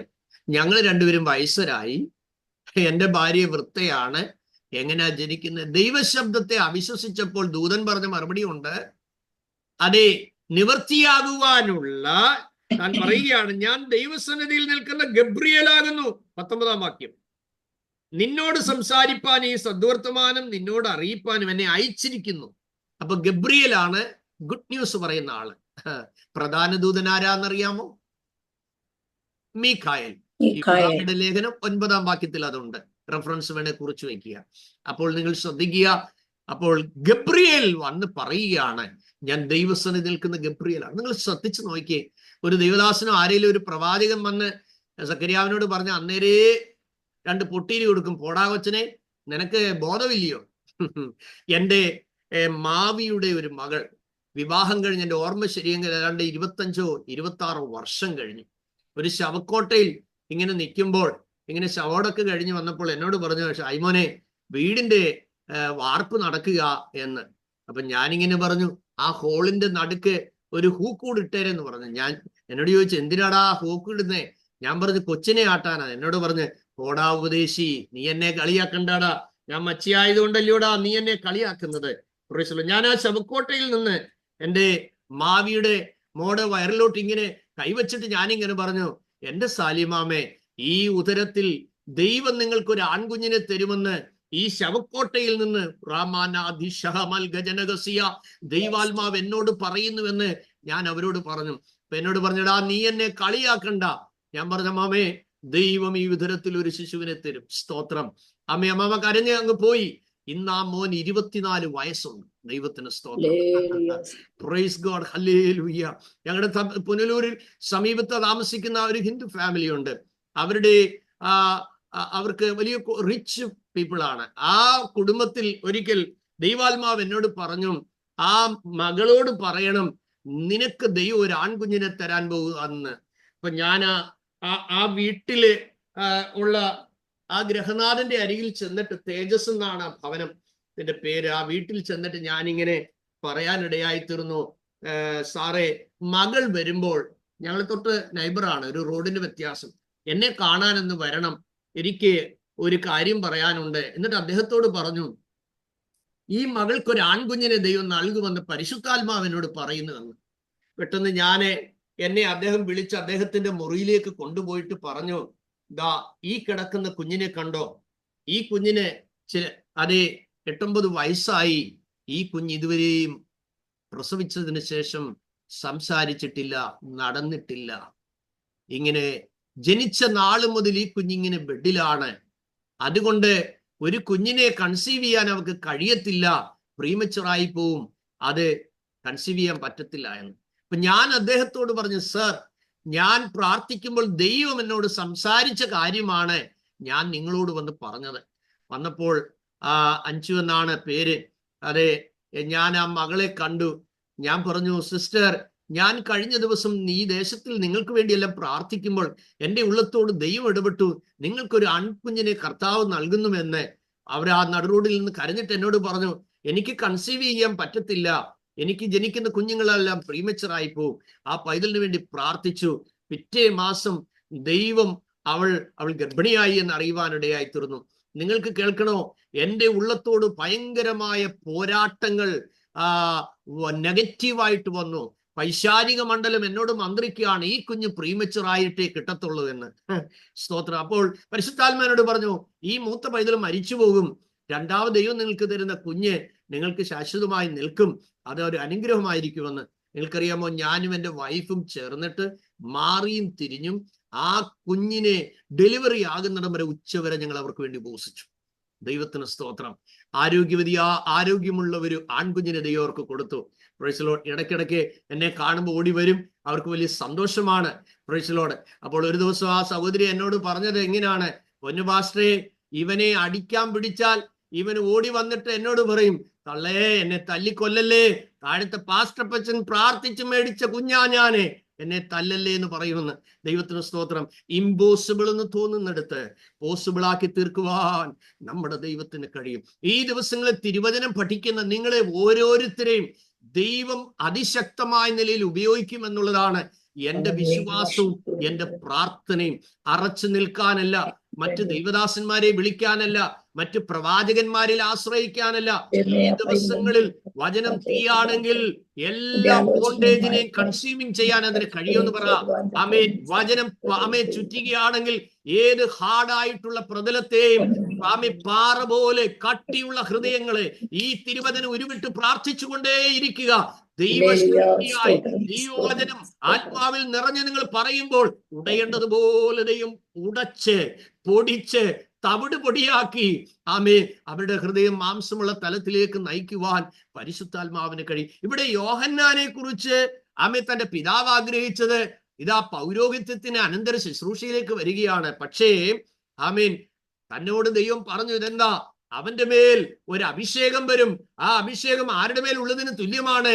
ഏലിയാവിന്റെ ആത്മാവോടുകൂടി. ഏലിയാവിന്റെ പ്രത്യേകത എന്തായിരുന്നു? ഡയറക്റ്റ് കൊട്ടാരത്തിൽ ചെന്ന് മെസ്സേജ് പറയുന്ന കാഴ്ചപ്പാടായിരുന്നു തനിക്ക്. ആരെയും ഭയമില്ല, അപ്പോൾ താന് വളർന്നു വന്നപ്പോൾ ആലയത്തിലല്ല പോയത്, പിന്നെ എവിടെയാ? മരുഭൂമിയിൽ. പൗരോഹിത്യമല്ല സ്വീകരിച്ചത്. ആമേൻ. ആദ്യാചാരിത്വം പ്രാപിച്ച അഹരോൻ മോശയോട് ഒന്നിച്ചത് സ്കറിയായിക്ക് നൽകി, യോഹന്നാൻ ഏകി. ആമേൻ. അങ്ങനെ കർത്താവിന് നാനാ ജാതി വിഭാഗങ്ങൾക്ക് വേദിയെന്നല്ലേ നമ്മൾ കുർബാനക്രമത്തിൽ വായിക്കുന്നത്? അത് തെറ്റാണ്. പഴയ നിയമം പ്രവാചകന്മാരും ആമേൻ ന്യായപ്രമാണവും യോഹന്നാൻ വരെ എന്നാണ് എഴുതിയിരിക്കുന്നത്. യോഹന്നാൻ എന്ത് ചെയ്തു? മരുഭൂമിയിലാണ് പ്രസംഗിക്കുന്നത്. അവിടെ ഒരു പ്ലാറ്റ്ഫോം ഇല്ല, അവിടെ ഒരു പോഡിയം ഇല്ല, ഒരു ഡ്രസ് കോഡ് ഇല്ല, വെറൈറ്റി ഫുഡൊന്നുമില്ല. ഉണ്ടോ? ഇല്ല. നമ്മൾ ഹോട്ടലിൽ ചെന്നാൽ ആദ്യം സ്റ്റാർട്ടർ എന്ന് പറഞ്ഞുകൊണ്ട് ഒരു സൂപ്പ് കൊണ്ടുവരും, പിന്നെ നമ്മൾ മെനു എല്ലാം നോക്കും, പിന്നെ നമ്മുടെ ഇഷ്ടമുള്ളതെല്ലാം. അവിടെ ഒരു സ്റ്റാർട്ടറും ഇല്ല. അല്ലെ? എന്ത് വെട്ടുക്കിളിയും കാട്ടുതേനും. ആമേ ഡിഫറെന്റ് ആയിട്ടുള്ളതാണ് വസ്ത്രം. നല്ല ഹൈ ക്വാളിറ്റി ഡ്രസ് കോഡ് ഒന്നുമല്ല. ഒട്ടകരോമം കൊണ്ടുള്ള വസ്ത്രം, അരയിൽ തോൽവാറും ധരിച്ച് തന്റെ പ്രസംഗം എന്തായിരുന്നു? അതേ വൃക്ഷങ്ങളുടെ ചുവട്ടിന് കോടാലി വെച്ചിരിക്കുന്നു. മാനസാന്തരത്തിന് യോഗ്യമായ ഫലം കായ്ക്കാത്തതിനെ മുഴുവൻ വെട്ടാനുള്ള സമയമായി എന്ന് പറഞ്ഞാണ് തന്റെ സർമൺ. ആ വചന കേൾവിയാൽ നെഹമ്യാവിൽ നമ്മൾ വായിച്ചു, വചനം വായിച്ച് കേട്ടപ്പോൾ അവരെല്ലാവരും കരഞ്ഞുവെന്ന്. നിങ്ങൾ നോക്കുക, മത്തായി സുവിശേഷം 3-ാമത്തെ അധ്യായത്തിലേക്ക് വരുമ്പോൾ, അന്ന് യഹൂദ്യയിലും യെരുശലേമിലും യഹൂദ്യയിലൊക്കെയും യോർദാന്റെ ഇരുകരയിലുമുള്ള എല്ലാ നാട്ടുകാരും പുറപ്പെട്ട് അവന്റെ അടുക്കൽ ചെന്ന് തങ്ങളുടെ പാപങ്ങളെ ഏറ്റുപറഞ്ഞുകൊണ്ട് യോർദാൻ നദിയിൽ അവനാൽ സ്നാനമേറ്റ്. നോക്കുക, അപ്പോൾ യോഹന്നാന്റെ കയ്യിൽ അതേ മെസ്സേജ് ഉണ്ടല്ലേ? യോഹന്നാന്റെ മേൽ ഒരു അഭിഷേകമുണ്ട്. ഇന്ന് രാവിലെ ഞാൻ ആത്മാവിൽ നിങ്ങളോട് വിളിച്ചു പറയാം, ആളുകൾ നിങ്ങളുടെ അരികിൽ വരുന്നെങ്കിൽ ദൈവാത്മാവ് നിങ്ങളിൽ ഉള്ളത് കൊണ്ടാണ്. ആളുകൾ നിങ്ങളുടെ അരികിൽ വന്ന് സൗഖ്യം പ്രാപിക്കുന്നെങ്കിൽ പരിശുദ്ധാത്മാവിന്റെ സാന്നിധ്യം നിങ്ങളുടെ അരികിലുള്ളത് കൊണ്ടാണ്. നിങ്ങൾ പറയുന്ന വചനങ്ങൾ ആത്മാവിൽ കുതിർന്ന വചനങ്ങളായതുകൊണ്ടാണ് അതവരെ ആകർഷിക്കുന്നത്. എന്റെ പ്രാപ്തിയല്ല, എന്റെ കഴിവല്ല, എന്റെ മിടുക്കല്ല, എന്റെ അവതരണ പാഠവുമല്ല. പ്രത്യുത എന്നിൽ രൂപാന്തരം വരുത്തിയ വചനം എന്നിലൂടെ നിങ്ങളിലേക്ക് എത്തുമ്പോൾ അത് നിങ്ങളിലും രൂപാന്തരപ്പെടുത്തുന്നു. എന്റെ ജീവിതത്തെ പ്രതിഷ്ഠയിലേക്ക് കൊണ്ടുവന്ന തിരുവചനം നിങ്ങൾ കേൾക്കുമ്പോൾ ക്രിസ്തുവിനായി ഒരു പ്രതിഷ്ഠയിലേക്ക് എത്തിക്കുവാൻ ഈ വചനം നിങ്ങൾക്ക് പ്രേരണ നൽകുന്നു. നാളെ നിങ്ങളിൽ നിന്ന് പലരാണ് എഴുന്നേൽക്കാൻ പോകുന്നത്. നിങ്ങളിൽ നിന്ന് പലരാണ് സൗഖ്യം പ്രാപിക്കാൻ പോകുന്നത്. നിങ്ങളിൽ നിന്ന് പലരാണ് അശുദ്ധാത്മാവിന്റെ പിടിയിൽ നിന്ന് പുറത്തു വരാൻ പോകുന്നത്. ഇരുട്ടിന്റെ അധികാരത്തിൽ നിന്ന് നിങ്ങളിലൂടെ അനേകരാണ് ജീവന്റെ മാർഗത്തിലേക്ക് വരുവാൻ പോകുന്നത്. ഇന്ന് രാവിലെ സമയം എത്ര പേർക്ക് നന്ദിയോടെ ദൈവത്തെ സ്തുതിക്കാൻ പറ്റി? ആമേ. Yes my Lord, I receive. ഞാൻ ആ വചനത്തെ സ്വീകരിക്കുന്നു. ഈ ദിവസങ്ങളിൽ എന്റെ മേലും ആ നിറവഹിക്കണമേ, എന്റെ മേലും ആ കൃപയയക്കണമേ, എന്റെ മേലും ആ നിയോഗം അയക്കണമേ. ഒരു ആത്മഭാരമുള്ള ഹൃദയം കൊണ്ട് എന്നെ നിറയ്ക്കണമേ കർത്താവേ. ഒരു പ്രാർത്ഥന ആമേ ജീവിതം എനിക്ക് നൽകണമേ കർത്താവേ. ഒരു ദൈവഭക്തിയായി ജീവിപ്പാൻ, ഒരു ദൈവ മനുഷ്യനായി ജീവിപ്പാൻ എനിക്ക് കൃപ നൽകണമേ എന്ന് നിങ്ങൾ രാവും പകലും പ്രാർത്ഥിക്കണം. താൻ പ്രസംഗത്തിനായിട്ട് അതേ ശലോമോൻ പണിത ദൈവാലയത്തിൽ പോയില്ല.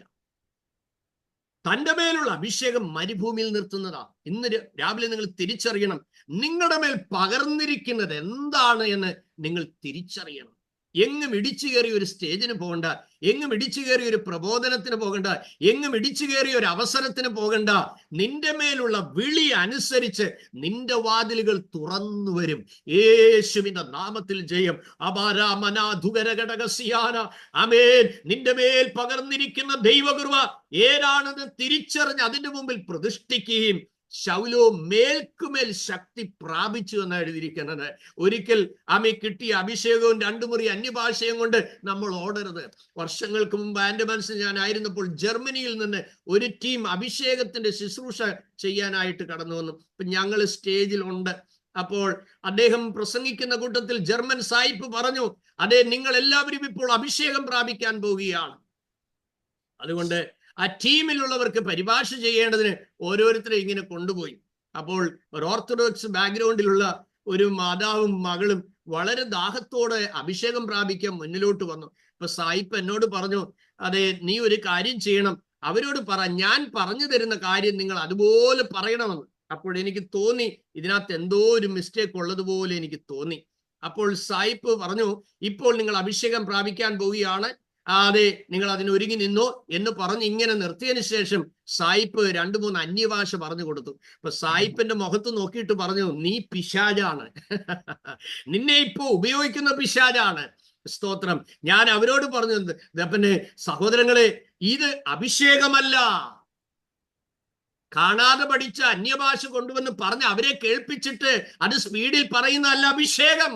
അഭിഷേകം എന്ന് പറയുന്നത്, സ്തോത്രം, ഉയരത്തിലെ അത്യുന്നതന്റെ അഭിഷേകം, പരിശുദ്ധാത്മാവ് ഒരാളുടെ മേൽ ഇറങ്ങുമ്പോൾ എന്താ എഴുതിയിരിക്കുന്ന അപ്പോസ്തല പ്രവൃത്തി 2-ാമത്തെ അധ്യായത്തിൽ നമ്മൾ വായിക്കുന്നത് എന്താണ്? പെന്തക്കോസ്ത് നാൾ എല്ലാവരും ഒരു സ്ഥലത്ത് ഒന്നിച്ചുകൂടിയിരുന്നു. പെട്ടെന്ന് കൊടിയ കാറ്റടിക്കുന്നത് പോലെ ആകാശത്ത് നിന്ന് വലിയൊരു മുഴക്കമുണ്ടായി. എന്താണ് എഴുതിയിരിക്കുന്ന അടുത്തത്? വീട് മുഴുവനും, അവർ ഇരുന്നിരുന്ന വീട് മുഴുവനും നിറച്ചു. അഗ്നി ജ്വാല പോലെ പിളർന്നിരിക്കുന്ന നാവുകൾ അവർക്ക് പ്രത്യക്ഷമായി. അവരിൽ ഓരോരുത്തരുടെ മേൽ പതിഞ്ഞു. എല്ലാവരും പരിശുദ്ധാത്മാവ് നിറഞ്ഞവരായി. പിന്നെന്താണ്? ആത്മാവ് അവർക്ക് ഉച്ചരിപ്പാൻ നൽകിയതുപോലെ അന്യഭാഷ പറഞ്ഞു തുടങ്ങി. ആര്? സായിപ്പ് കൊടുത്ത പോലെ എന്നല്ല, കത്തനാര് കൊടുത്ത പോലെ എന്നല്ല, പാസ്റ്റർമാര് പറഞ്ഞു കൊടുത്ത പോലെ എന്നല്ല. നോ നോ നോ, അതെല്ലാം ഫേക്ക് ആണ്. കരിസ്മാറ്റിക് മീറ്റിംഗിൽ പോകുമ്പോൾ അവർ പറഞ്ഞു കൊടുക്കില്ല. അല്ലല്ലല്ലല്ലല്ല, no no no, that is not the holy spirit. സഹോദരങ്ങൾ തിരിച്ചറിയണം. നീ നിന്റെ പ്രാർത്ഥനാ മുറിയിൽ ആവശ്യബോധത്തോട് ദൈവസന്നിധിയിൽ ഇരുന്ന് കരഞ്ഞാൽ നിന്റെ മുറിയിൽ അഭിഷേകം ഇറങ്ങും. എന്റെ പെങ്ങൾ അങ്ങനെ പ്രാപിച്ചതാണ്. സ്തോത്രം. ഞാൻ അങ്ങനെ പ്രാപിച്ചതാണ്. അതുകൊണ്ട് എന്റെ സഹോദരങ്ങളെ, ശൗല് മേൽക്കുമേൽ ശക്തി പ്രാപിച്ച് യേശു ക്രിസ്തു തന്നെ കർത്താവെന്ന് തെളിയിച്ച് യഹൂദന്മാരെ മിണ്ടാലാക്കി എന്ന് എഴുതിയിരിക്കുന്നത് പോലെ ആർക്കും എതിർപ്പാനും എതിർപറവാനും കഴിയാത്ത വാക്ക് ജ്ഞാനമുള്ള ഈ അഭിഷേകത്തിനായി നിങ്ങളുടെ ഉള്ളം വാഞ്ചിക്കണം. വരും ദിവസങ്ങളിൽ പരിശുദ്ധാത്മാവിനെ കുറിച്ചുള്ള ഭാഗം അതേ വരുമ്പോൾ അതിനെക്കുറിച്ച് ആധികാരികമായി ഞാൻ നിങ്ങൾക്ക് ദൈവം തരുന്ന കൃപയ്ക്കത്തോണം പറഞ്ഞുതരാം. ഇവിടെ നമ്മൾ മനസ്സിലാക്കുന്നത്, അഭിഷേകം ഇറങ്ങി വന്നപ്പോൾ ഒരു കൊടിയ കാറ്റിന്റെ ശബ്ദത്തോടെയാണ് ഇറങ്ങി വന്നത്. അത് മുറിക്കുള്ളിലാണ് നിറഞ്ഞു വന്നത്. അഭിഷേകത്തിന് അകത്ത് വരുന്നതിന് ആരുടെയും പൂട്ടും താക്കോലും ഒന്നും വിഷയമല്ല, അല്ലേ? നീ എവിടെയായിരുന്നാലും, നിയമങ്ങൾ എത്ര കഠിനമായാലും, എത്ര ലോക്കിട്ട് നിന്നെ പൂട്ടിയാലും, നീ കരയുന്നിടത്ത് ഇറങ്ങി വരാൻ ഈ അഭിഷേകത്തിന് കഴിയും.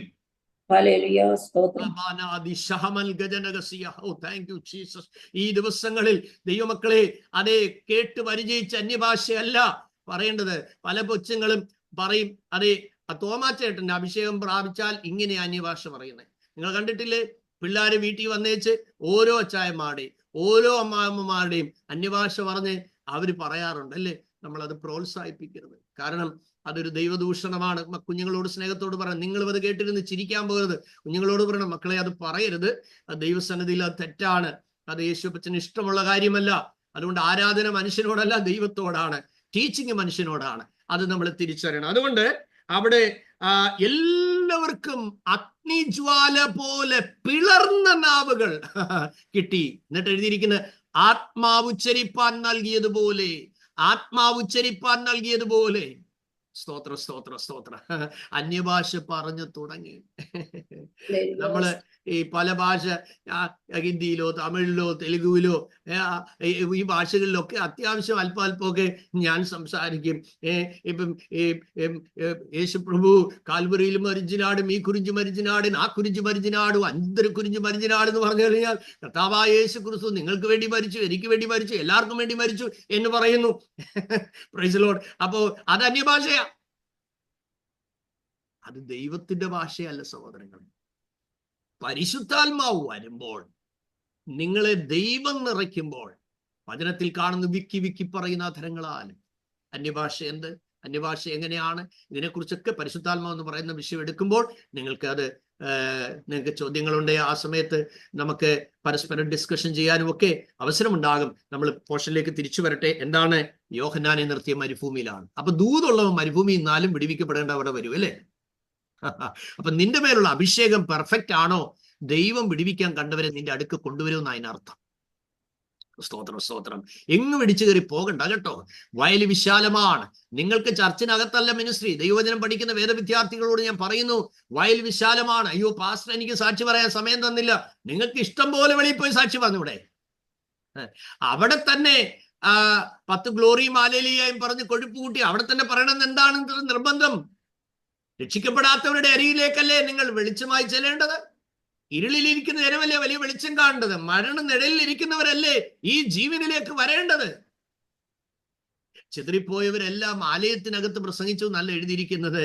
ചിതറിപ്പോയവരെല്ലാം മറ്റുള്ളവരോട് ദൈവവചനം പങ്കുവെച്ചു എന്നാണ് എഴുതിയിരിക്കുന്നത്. അതുകൊണ്ട് മരുഭൂമിയിലാണ് യോഹന്നാൻ നിന്നത്. മരുഭൂമിയിൽ യോഹന്നാൻ നിന്നിട്ട് വിളിച്ചു പറഞ്ഞ ആ പ്രസംഗം എന്ത് ചെയ്തു? ആ യെരൂശലേം യോർദാന്റെ ഇരു കരയിലുമുള്ള എല്ലാ നാട്ടുകാരെ വീട്ടിൽ നിന്ന് വലിച്ചു പുറത്തിറക്കി. സ്തോത്രം. തന്റെ തിരുവചന പ്രസംഗ വിഷയം എന്തായിരുന്നു? റിപ്പന്റൻസ്, മാനസാന്തരപ്പെടുക. താൻ നിർത്തിയെടുത്ത് യേശു തുടങ്ങി. താൻ തടവിലായി എന്നറിഞ്ഞപ്പോൾ യേശു അതേ മാനസാന്തരപ്പെടുവിന്ന് പ്രസംഗിച്ചു തുടങ്ങി. സ്വർഗാരോഹണം ചെയ്ത ശിഷ്യന്മാരും ഇത് തന്നെയാണ് പ്രസംഗിച്ചു തുടങ്ങിയത്, മാനസാന്തരപ്പെടുവീൻ. അതേ സഹോദരങ്ങളെ, ഞാൻ താഴ്മയോട് പറയട്ടെ, യോർദാന്റെ ഇരു കരയിലുമുള്ള എല്ലാ നാട്ടുകാരും പുറപ്പെട്ടു വന്ന് തങ്ങളുടെ പാപങ്ങളെ ഏറ്റുപറഞ്ഞുകൊണ്ട്, അപ്പോൾ യോഹന്നാന്റെ അഭിഷേകത്തോടുകൂടി ഒരുവൻ മരുഭൂമിയിൽ നിന്നാൽ സകല പാപങ്ങളിൽ നിന്നും മനുഷ്യരെ പുറത്തെടുത്ത് കഴുകി ശുദ്ധീകരിച്ച് സ്നാനക്കടവിൽ ഇറക്കുമെന്നുള്ള കാര്യം എന്തുകൊണ്ട് ആളുകളിൽ സ്നാനം നടക്കുന്നില്ല? ക്രൂസൈഡുകൾ ധാരാളം നടക്കുന്നു. മുട്ടുവേദന മാറിയ സാക്ഷ്യം, തലവേദന മാറിയ സാക്ഷ്യം, എന്തെല്ലാം സാക്ഷ്യങ്ങളാണ്. കാരണം ഇതിപ്പോ ഡ്രാമയായി മാറിക്കഴിഞ്ഞിരിക്കുകയാണ്.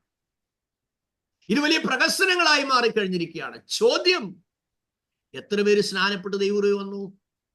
എത്ര പേര് വിശുദ്ധ ജീവിതത്തിലേക്ക് പ്രവേശിച്ചു? എത്ര ഇതിനങ്ങളുമേൽ സ്വഭാവ രൂപീകരണം നടന്നു? ചാക്കുംപടി പണം കൊണ്ടുപോകാനാണോ യോഗം? അതോ ദൈവരാജ്യത്തിന് വേണ്ടി ആത്മാക്കളെ നേടുക എന്നുള്ളതാണോ? കർത്താവ് പറഞ്ഞു, ഗോ ആൻഡ് മേക്ക് ഡിസൈപ്പിൾസ് എന്നാണ്. നിങ്ങളോട് ഈ ദൈവവചനം പങ്കുവെക്കുമ്പോൾ കർത്താവിന്റെ ശിഷ്യത്വത്തിലേക്ക് നിങ്ങൾ വരുന്നത് എന്തിനാണ്? നിങ്ങളിലൂടെ അനേകരെ നിങ്ങളാൽ ശിഷ്യരാക്കി മാറ്റണമെന്ന് കർത്താവിന് നിർബന്ധമുണ്ട്. നിങ്ങൾ മരിക്കുന്നതിന് മുമ്പ് നിങ്ങൾ പ്രാപിച്ചതും കേട്ടതും നിങ്ങളിൽ വ്യാപരിച്ചതുമായത് മറ്റുള്ളവരിലേക്ക്, വിശ്വസ്തരായവരിലേക്ക് പകർന്നില്ലെങ്കിൽ നിങ്ങൾക്ക് കർത്താവ് പ്രൈസ് കൊടുത്തത് കൊണ്ടോ വീണ്ടെടുത്തത് കൊണ്ടോ നിങ്ങളെ ബ്ലസ് ചെയ്തുകൊണ്ടോ യാതൊരു പ്രയോജനമില്ല. അതുകൊണ്ട് സ്റ്റാർട്ടപ്പ് ടുഡേ, ഇന്ന് ആരംഭിക്കണം, ഇന്ന് ആരംഭിക്കണം. ഞാൻ കഴിഞ്ഞ ആഴ്ച നിങ്ങളോട് പറഞ്ഞു, ഒരു 2 പേരെയെങ്കിലും നിങ്ങളുടെ ഫ്രണ്ട്സിനെ വിളിക്കണം. വിശ്വാസികളെ അല്ല വിളിക്കേണ്ടത്, ഫ്രണ്ട്സിനെ വിളിക്കണം. വിളിച്ചിട്ട് ആ സ്നേഹത്തോടെ ഒരു ദിവസം അവരെ ഒരു ഹൗസ് പാർട്ടിക്ക് വിളിക്കുക, ഒരു കോഫിക്ക് വീട്ടിലേക്ക് വിളിക്കുക, ഇൻവൈറ്റ് ചെയ്യും. സ്തോത്രം. ഇൻവൈറ്റ് ചെയ്യുന്നതിന് മുമ്പ് ആമേൻ ഒരു വാക്ക് പ്രാർത്ഥിച്ച് ഏതെങ്കിലും ആശ്വാസത്തിന്റെ ഒരു പോർഷൻ ജസ്റ്റ് വായിച്ചിട്ട് കോഫിയും കൊടുത്ത് നിങ്ങളങ്ങ് വിട്. ഒന്നും പറയാൻ പോകണ്ട. അത് കഴിഞ്ഞിട്ട് അവരോട് പറയുക, സ്തോത്രം, സമയമുണ്ടെങ്കിൽ നമുക്ക് ആഴ്ചയിൽ ഒരു 10 മിനിറ്റ് നമുക്ക് ഒരുമിച്ച് ഫോണിൽ കൂടെയോ അല്ലെ സൗകര്യപ്രദമായ സ്ഥലത്ത് ഒരുമിച്ചോ ഇരുന്ന് നമുക്ക് പ്രാർത്ഥിക്കാം. അത് ഫോണിൽ കൂടെ സ്റ്റാർട്ടപ്പ് ചെയ്യുക. ആ നിങ്ങൾക്ക് പരിശുദ്ധാത്മാവ് നൽകുന്ന നിയോഗവചനങ്ങൾ ഒരുപാട് വലിച്ചു നീട്ടാതെ, ഇത് നമ്മൾ ബൈബിൾ തിരുവചന ധ്യാനമായതുകൊണ്ടാണ് വിശാലമായ സമയം എടുത്ത് സംസാരിക്കുന്നത്. ഇല്ലെങ്കിൽ നമ്മൾ ക്യാപ്സുൽ ടോക്കിലൂടെ അങ്ങ് പോകും. കാര്യങ്ങൾ പൊരുൾ തിരിച്ച് തന്നെങ്കിൽ മാത്രമേ നിങ്ങൾക്ക് ഇത് കേട്ടതിന്റെ പകുതിയിൽ കുറഞ്ഞായിരിക്കും നിങ്ങൾക്ക് പങ്കുവെക്കാൻ കഴിയുന്നത്. അപ്പൊ അതുകൊണ്ട് നിങ്ങൾക്ക് വിശാലമായി കാര്യങ്ങൾ മനസ്സിലാക്കി തരുമ്പോൾ നിങ്ങൾക്ക് സ്പഷ്ടമായും അതേ ആധികാരികമായും ദൈവവചനം മനസ്സിലാക്കാൻ കഴിയും എന്നുള്ളതാണ്. അതുകൊണ്ട് നിങ്ങൾ കുറേശ്ശെ തത്തമ്മയ്ക്ക് ഒരുമിച്ച് തീറ്റി കൊടുക്കരുത്. പഠിച്ച എല്ലാം കൂടെ നിങ്ങൾ അങ്ങ് കൊടുക്കാൻ പോകരുത്. ആഹാരം എടുക്കുന്നതിനനുസരിച്ച് ലിറ്റിൽ നിങ്ങൾ കൊടുത്തുകൊണ്ടിരിക്കുക. അപ്പോൾ അവർക്ക് വളർച്ച പ്രാപിപ്പാൻ കഴിയും. ഒന്നും അനുസരിക്കാൻ നിർബന്ധിക്കരുത്. നിങ്ങൾ വചനം പങ്കുവെക്കുക. അവരും കർത്താവുമായി കാര്യങ്ങൾ ഡിസ്കഷൻ ചെയ്യുമ്പോൾ ആമേൻ എല്ലാ ചോദ്യത്തിനും നമുക്ക് മറുപടി നൽകാൻ കഴിയുകയില്ല. Praise God. എന്നാൽ ദൈവത്തിന് സ്തോത്രം, നമുക്ക് തിരുവചന വെളിച്ചത്തിൽ അതെ അവരോട് ദൈവവചനം പങ്കുവെക്കുമ്പോൾ വളരെ സ്പഷ്ടമായും വ്യക്തമായും കർത്താവിന്റെ വചനം പങ്കുവെക്കുവാനും അവരെ നേടുവാനും കഴിയും. നോക്കുക, 10,000-കണക്കിന് ആളുകളെ സ്നാനക്കടവിലേക്ക് ഇറക്കുവാൻ യോഹന്നാന്റെ ശ്രമം. നമ്മൾ വിചാരിക്കുന്നു പാസ്റ്ററെ അത്ഭുതങ്ങളൊന്നും നടക്കാതെ ആളുകൾ എങ്ങനെ വിടുവിക്കപ്പെടും? നിങ്ങൾക്കറിയാമോ, യോഹന്നാൻ ഒരത്ഭുതവും ചെയ്തിട്ടില്ല എന്നുള്ളതാണ് യോഹന്നാന്റെ ശുശ്രൂഷയിലെ ഏറ്റവും വലിയ അത്ഭുതം. ഒറ്റ മിറക്കിൾ യോഹന്നാനിലൂടെ നടന്നിട്ടില്ല. സ്തോത്രം. എന്നാൽ തന്റെ വചന ശുശ്രൂഷ ഏറ്റവും ഊറ്റമുള്ളതും ഘനമേറിയതുമായിരുന്നു. അവരുടെ പാപപ്രവൃത്തിയിൽ നിന്ന് വലിച്ചെടുക്കാൻ ഒഫീഷ്യൽസ് വന്നു, സേവകര് വന്ന് ചോദിച്ചു ഞങ്ങൾ എന്തോ ചെയ്യണം, ശാസ്ത്രിമാര് വന്ന് ചോദിച്ചു എന്തോ ചെയ്യണം, പരീശന്മാര് വന്ന് ചോദിച്ചു എന്തോ ചെയ്യണം. അപ്പോൾ മതപണ്ഡിതന്മാരെ വലിച്ചു പുറത്തിറക്കി, ഒഫീഷ്യൽസിനെ വലിച്ചു പുറത്തിറക്കി. യോർദാന്റെ ഇരുകരയിലുമുള്ള എല്ലാ നാട്ടുകാരും പുറപ്പെട്ട് അവന്റെ അരികിൽ വന്ന് തങ്ങളുടെ പാപങ്ങളെ ഏറ്റുപറഞ്ഞ് തന്റെ കൈ കഴുകി സ്നാനമേറ്റു. മെസ്സേജ് ദൈവത്തിൽ നിന്നുള്ളതാണെങ്കിൽ ഹൈ പവർ ഉള്ളതായിരിക്കും. നിങ്ങൾ തിരിച്ചറിഞ്ഞു കൊള്ളണം, ദൈവത്തിന്റെ വചനം വളരെ ഹൈ പവർ ഉള്ളതാണ്. അതുകൊണ്ട് ഈ ദിവസങ്ങളിൽ തിരുവചനത്തിന്റെ മഹത്വം തിരിച്ചറിയുവാനുള്ള ബലവും കൃപയും കർത്താവ് നമുക്ക് നൽകട്ടെ. നെഹമ്യാവിന്റെ പുസ്തകത്തിൽ നമ്മൾ വായിച്ചു, വചനം കേട്ടപ്പോൾ എല്ലാവരും കരഞ്ഞു. So read the word of God every day, meditate the word of God every day, study the word of God systematically every day. ഞാൻ നിങ്ങൾക്ക് അതേ കൂടുതൽ കൂടുതൽ ഊന്നൽ നൽകി പറയുന്നത് ദൈവത്തിങ്കിലേക്ക് തിരിയേണ്ടതിനാണ്, ദൈവവചനത്തിലെങ്കിലേക്ക് തിരിയാൻ പറയുന്നത്. നിങ്ങൾക്കൊരു കെയർ ഓഫ് ബന്ധമല്ല ആവശ്യം, ഡയറക്റ്റ് ബന്ധമാണ് ആവശ്യം. അതിനായി നമുക്ക് ഒരുങ്ങാൻ പ്രാർത്ഥിക്കാം. പ്രിയ അഞ്ചു പ്രാർത്ഥിച്ചാട്ടെ. Thank you Jesus. റമശഖദുനയാറബബ. Oh Jesus, thank you Holy Spirit. Hallelujah. കർത്താവേ, ഞങ്ങളെ സ്തുതിക്കുന്നു, ആരാധിക്കുന്നു, നന്ദി പറയുന്നു. പിതാവേ, അവിടുന്ന് ദാനമായിട്ട് ഈ ഒരു ദിവസത്തിനായി സ്തോത്രം ചെയ്യുന്നു. കർത്താവ്, ഈ ഒരു മീറ്റിംഗിലേക്ക് കടന്നു വരുവാൻ, വചനത്തിന്റെ തീവ്രത പഠിക്കുവാൻ, കർത്താവെ ആ വചനം ഞങ്ങളിൽ ഉള്ളിൽ ക്രിയ ചെയ്യുവാൻ തക്കവണ്ണം അതിന്റെ ആ സ്ട്രെങ്തും പവറും മനസ്സിലാക്കി തന്ന ഈ ഒരു ക്ലാസ്സിനായി സ്തോത്രം ചെയ്യുന്നു. കർത്താവെ, അവിടുത്തെ വചനം പറയുന്നല്ലോ, വചനത്തിൽ തന്നെ പറയുന്നല്ലോ കർത്താവെ, അവിടുത്തെ വചനം അങ്ങയുടെ വായിൽ നിന്ന് വീഴുന്ന വാക്കുകൾ അഗ്നിയാണ് കർത്താവെ. അതിൽ ഞങ്ങളുടെ സകല മാലിന്യങ്ങളെയും അവിടുന്ന് കൺസ്യൂം ചെയ്യുന്നതിനായി സ്തോത്രം ചെയ്യുന്നു. കർത്താവെ, അത് ഹാമർ ആണെന്ന് പറയുന്നു. കർത്താവെ, ഞങ്ങളുടെ ഹൃദയങ്ങളിൽ ഇരിക്കുന്ന കല്ല് പോലെയുള്ള ചില അവസ്ഥകൾ കർത്താവെ, എത്രയൊക്കെ ശ്രമിച്ചിട്ടും നടക്കാതെ പോകുന്നതായ അവസ്ഥകളെ അവിടുന്ന് പച്ചുടച്ച് കർത്താവെ അതിനെ മാംസമാക്കി ഹൃദയമാക്കി തരണേ കർത്താവെ. ആ കമാൻഡിങ് എന്നുള്ള ഒരു സ്റ്റൈലിൽ നിന്ന് കർത്താവെ മെലോഡിയസ് ആയിട്ട് കർത്താവ് സംസാരിച്ചതുപോലെ ഗ്രേഷ്യസ് ആയിട്ട് ഞങ്ങൾക്ക് സംസാരിക്കാൻ തക്കവണ്ണം ഞങ്ങളുടെ ഈ വചനത്താൽ ഞങ്ങളെ രൂപാന്തരപ്പെടുത്തണേ കർത്താവെ. യേശുവേ, ഞങ്ങൾ കേൾക്കുന്ന ഓരോ വചനങ്ങൾ കർത്താവെ, അത് ഞങ്ങളെ ക്രിയ ചെയ്യുവാൻ വീണ്ടും വീണ്ടും ഞങ്ങളുടെ മനസ്സിൽ അത് മെഡിറ്റേറ്റ് ചെയ്തുകൊണ്ട് അത് അതിന്റെ ഒരു പ്രൊഡക്റ്റ് ആയിട്ട് മാറുവാൻ ഞങ്ങൾ ഈ കേട്ടുകൊണ്ടിരിക്കുന്ന ഓരോരുത്തരെയും പിതാവെ അവിടുന്ന് സഹായിക്കണേ. അവിടുത്തെ കൃപയാണല്ലോ ഞങ്ങളിൽ വർക്ക് ചെയ്യുന്നത്. ഞങ്ങളുടെ ഒരു കഴിവ് കൊണ്ട് ഞങ്ങൾക്കൊന്നും ചെയ്യാൻ പറ്റില്ല, പലപ്പോഴും ആഗ്രഹിച്ചിട്ടും നമുക്ക് പറ്റുന്നില്ലെന്ന് ഞങ്ങൾ തീർത്ത് പറയുന്നു. കർത്താവെ, അവിടുത്തെ കൃപയാൽ അവിടുത്തെ വചനത്തിന് ശക്തിയടിച്ച് ഞങ്ങളെ രൂപാന്തരപ്പെടുത്തി കർത്താവെ, ആ പാറയ്ക്ക് മുകളിൽ വെച്ചിരിക്കുന്ന പീഠത്തിന്മേൽ വച്ചിരിക്കുന്ന ഒരു വിളക്കായിട്ട് ഞങ്ങളെ കാണുവാനും ഞങ്ങളിലൂടെ കർത്താവെ അങ്ങയുടെ വചനത്തെ അനുഭവിക്കാൻ തക്കവണ്ണം സാക്ഷ്യമുള്ള ജീവിതങ്ങളാക്കി പിതാവെ എവിടുന്ന് മാറ്റുന്നത് കർത്താവെ.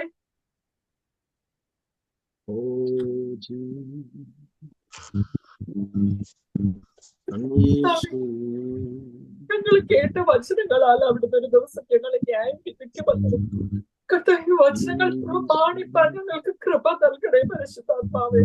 അവിടുന്ന് ഞങ്ങളെ രൂപാന്തരപ്പെടുത്തണേ കർത്താവേ. യേശുവെ, ജീവിക്കുന്ന സാക്ഷികളാക്കി അനേകരെ നേടുവാൻ തക്കവണ്ണം സ്വർഗത്തിന് ഉപയോഗമുള്ളവരാക്കി അവിടുന്ന് ഞങ്ങളെ മാറ്റണേ കർത്താവെ. വചനത്താൽ രൂപാന്തരം സംഭവിക്കണേ. അത്ഭുതങ്ങളുടെ പിന്നാലെ അല്ല, കേറോക്ക് ബന്ധങ്ങളിലല്ല കർത്താവെ. അപ്പ അവിടുന്ന് ഞങ്ങൾക്ക് വേണ്ടി മരിച്ചു, രക്തം കൊടുത്തു കർത്താവെ.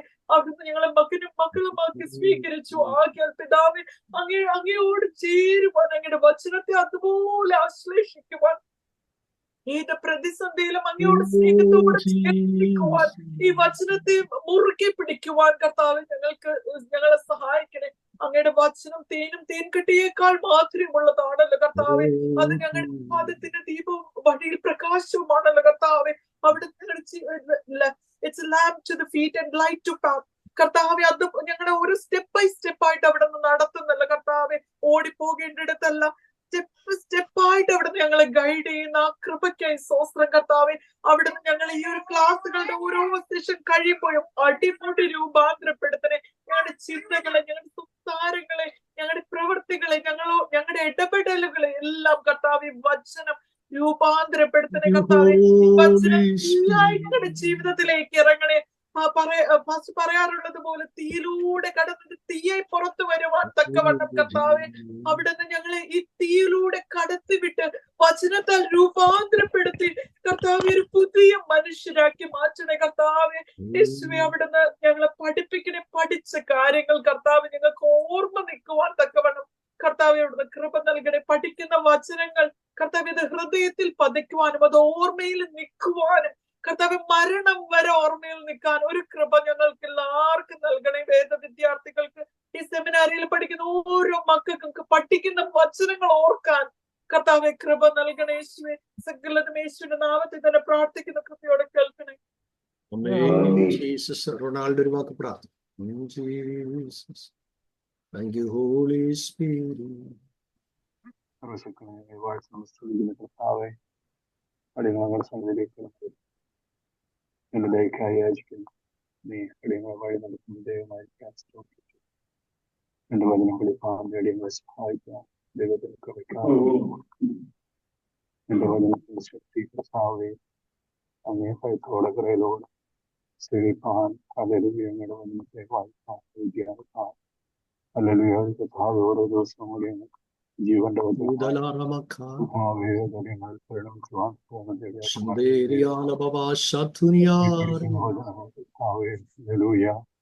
അനേകർക്ക് പ്രയോജനമായി തീരുവാൻ പ്രാർത്ഥിക്കുന്നു. ഈ ഹല്ലേലൂയ ഓരോ വ്യക്തികളെയും വിവരങ്ങളിലേക്ക് പ്രാർത്ഥിക്കുന്നു. ഓരോരുത്തരെയും അനുഗ്രഹിക്കണം. അവർ പഠിക്കുന്ന വചനങ്ങൾ അനേകരുടെ ജീവിതത്തിലായി മാറുവാൻ പ്രാർത്ഥിക്കുന്നു. വിവരങ്ങളിലേക്ക് പ്രാർത്ഥിക്കുന്നു. ഭാവയെ കൊടുത്തിരിക്കുന്ന ആത്മീയ ശക്തികൾക്കായി അനുഭവങ്ങൾക്കായി ഭാവയെ എത്രത്തോളം ഈ പാഠ്യത്തിൽ കൊടുത്തിരിക്കുന്ന ഉദാഹരണമായി ഉപയോഗിക്കാൻ പ്രാർത്ഥിക്കുന്നു. കുടുംബത്തെ അനുഗ്രഹിക്കണമേ അങ്ങയുടെ മുഖത്തേക്ക് അടിയങ്ങൾ നോക്കുന്നു. അങ്ങ് അടിയങ്ങളെ സഹായിക്കുന്നു. ദൈവം അങ്ങടിയങ്ങൾക്ക് പിള്ളേലേക്ക് സാധിക്കാതെ കോശം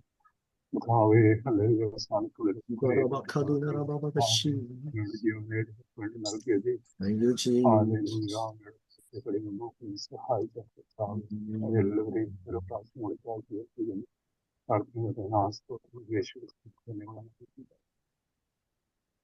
ആമേൻ, amen. Thank you very much. കർത്താവ് ധാരാളമായി അനുഗ്രഹിക്കട്ടെ. കഴിഞ്ഞ ദിവസം നമ്മുടെ ജിബി ഭവനത്തിൽ ദൈവം അത്ഭുതകരമായൊരു വിടുതൽ നൽകി. പ്രത്യേകിച്ച് ആ കുടുംബത്തെ ഓർത്ത് പ്രാർത്ഥന. ജിബി ഒരു 2 മിനിറ്റ്.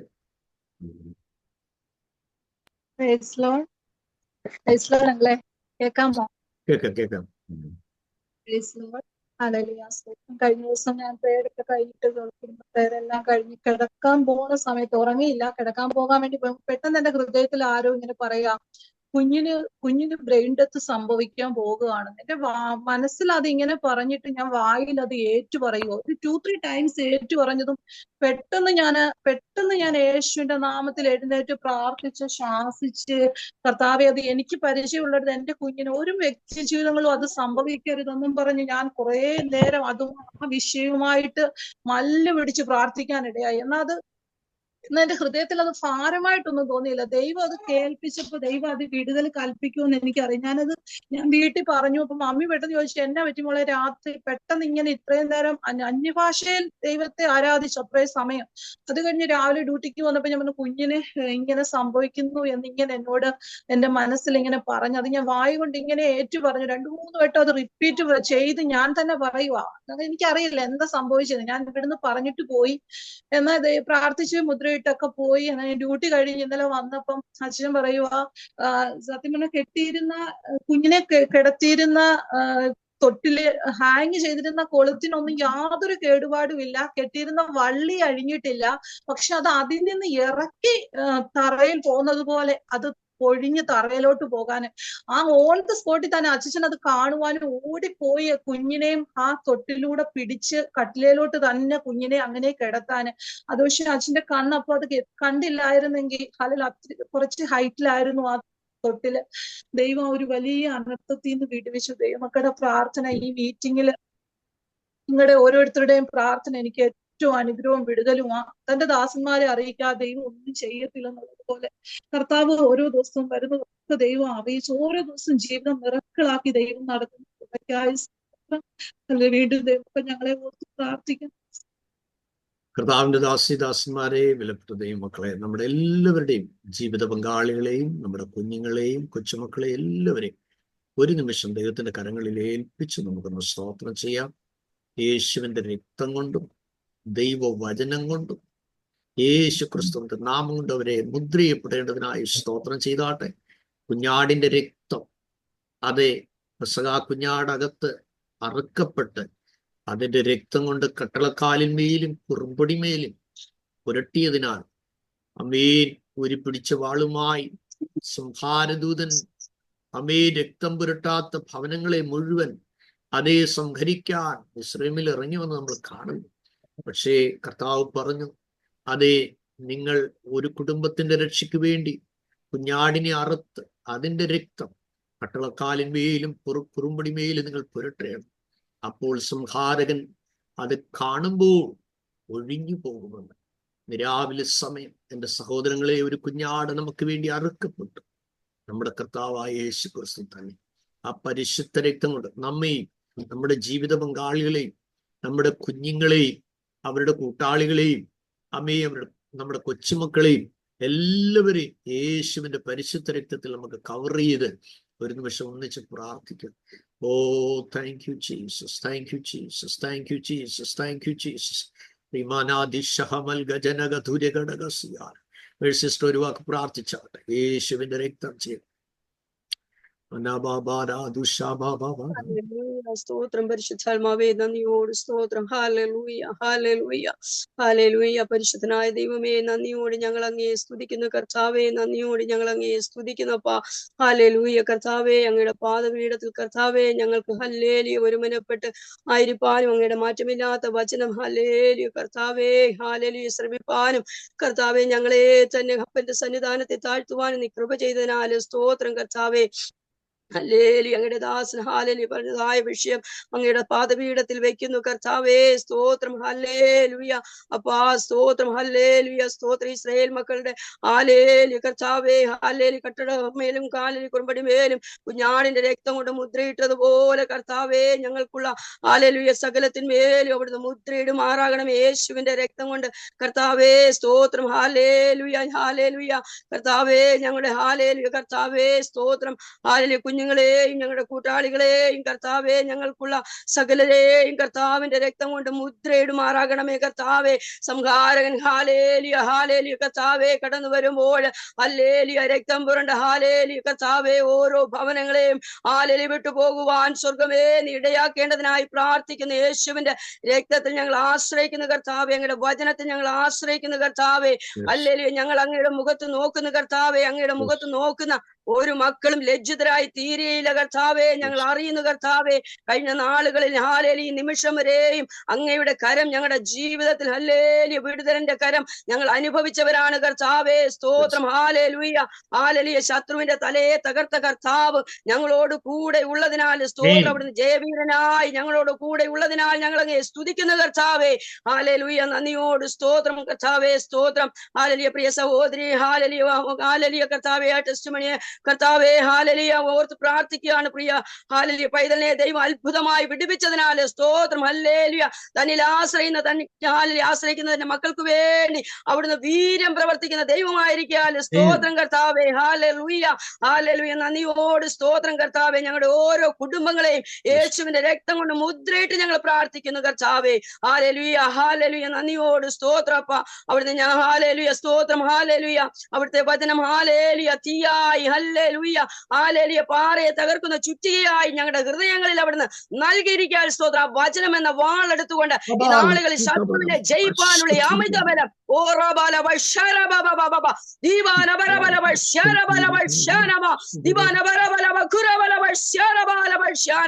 കർത്താവേ, നീ ഞങ്ങൾക്ക് കൃപ നൽകിയിരിക്കാലോ. സ്തോത്രം. ഹല്ലേലൂയ. നന്ദിയോട് സ്തോത്രം കർത്താവേ. ആ വചനം ഞങ്ങളുടെ കാലിന് ദീപമായി പാതിക്ക് പ്രകാശമായി ദിനങ്ങളിൽ ദൈവം ഞങ്ങളെ നടത്തുന്നതിനാല് സ്തോത്രപ്പ. പിന്നെയും ഞങ്ങൾ അങ്ങയിൽ ചാരുന്നു പിതാവേ. നിന്റെ മാർവിൽ ചാരിക്കൊണ്ട് ഓരോ നിമിഷവും ഞങ്ങൾ ഹല്ലേലൂയ ഈ ദുഷ്ടം നിറഞ്ഞ ലോകത്തിൽ ഹല്ലേലൂയ അവിടുത്തെ ഉത്തമ സാക്ഷികളായി ഹല്ലേലൂയ കർത്താവേ മുന്നേറുവാൻ അവിടുന്ന് കൃപ ചെയ്താട്ടെ പിതാവേ. ഹല്ലേലൂയ അവിടുത്തെ ഭൃത്യനെ അവിടുത്തെ കരത്തിൽ ഏൽപ്പിക്കുന്നു അപ്പ.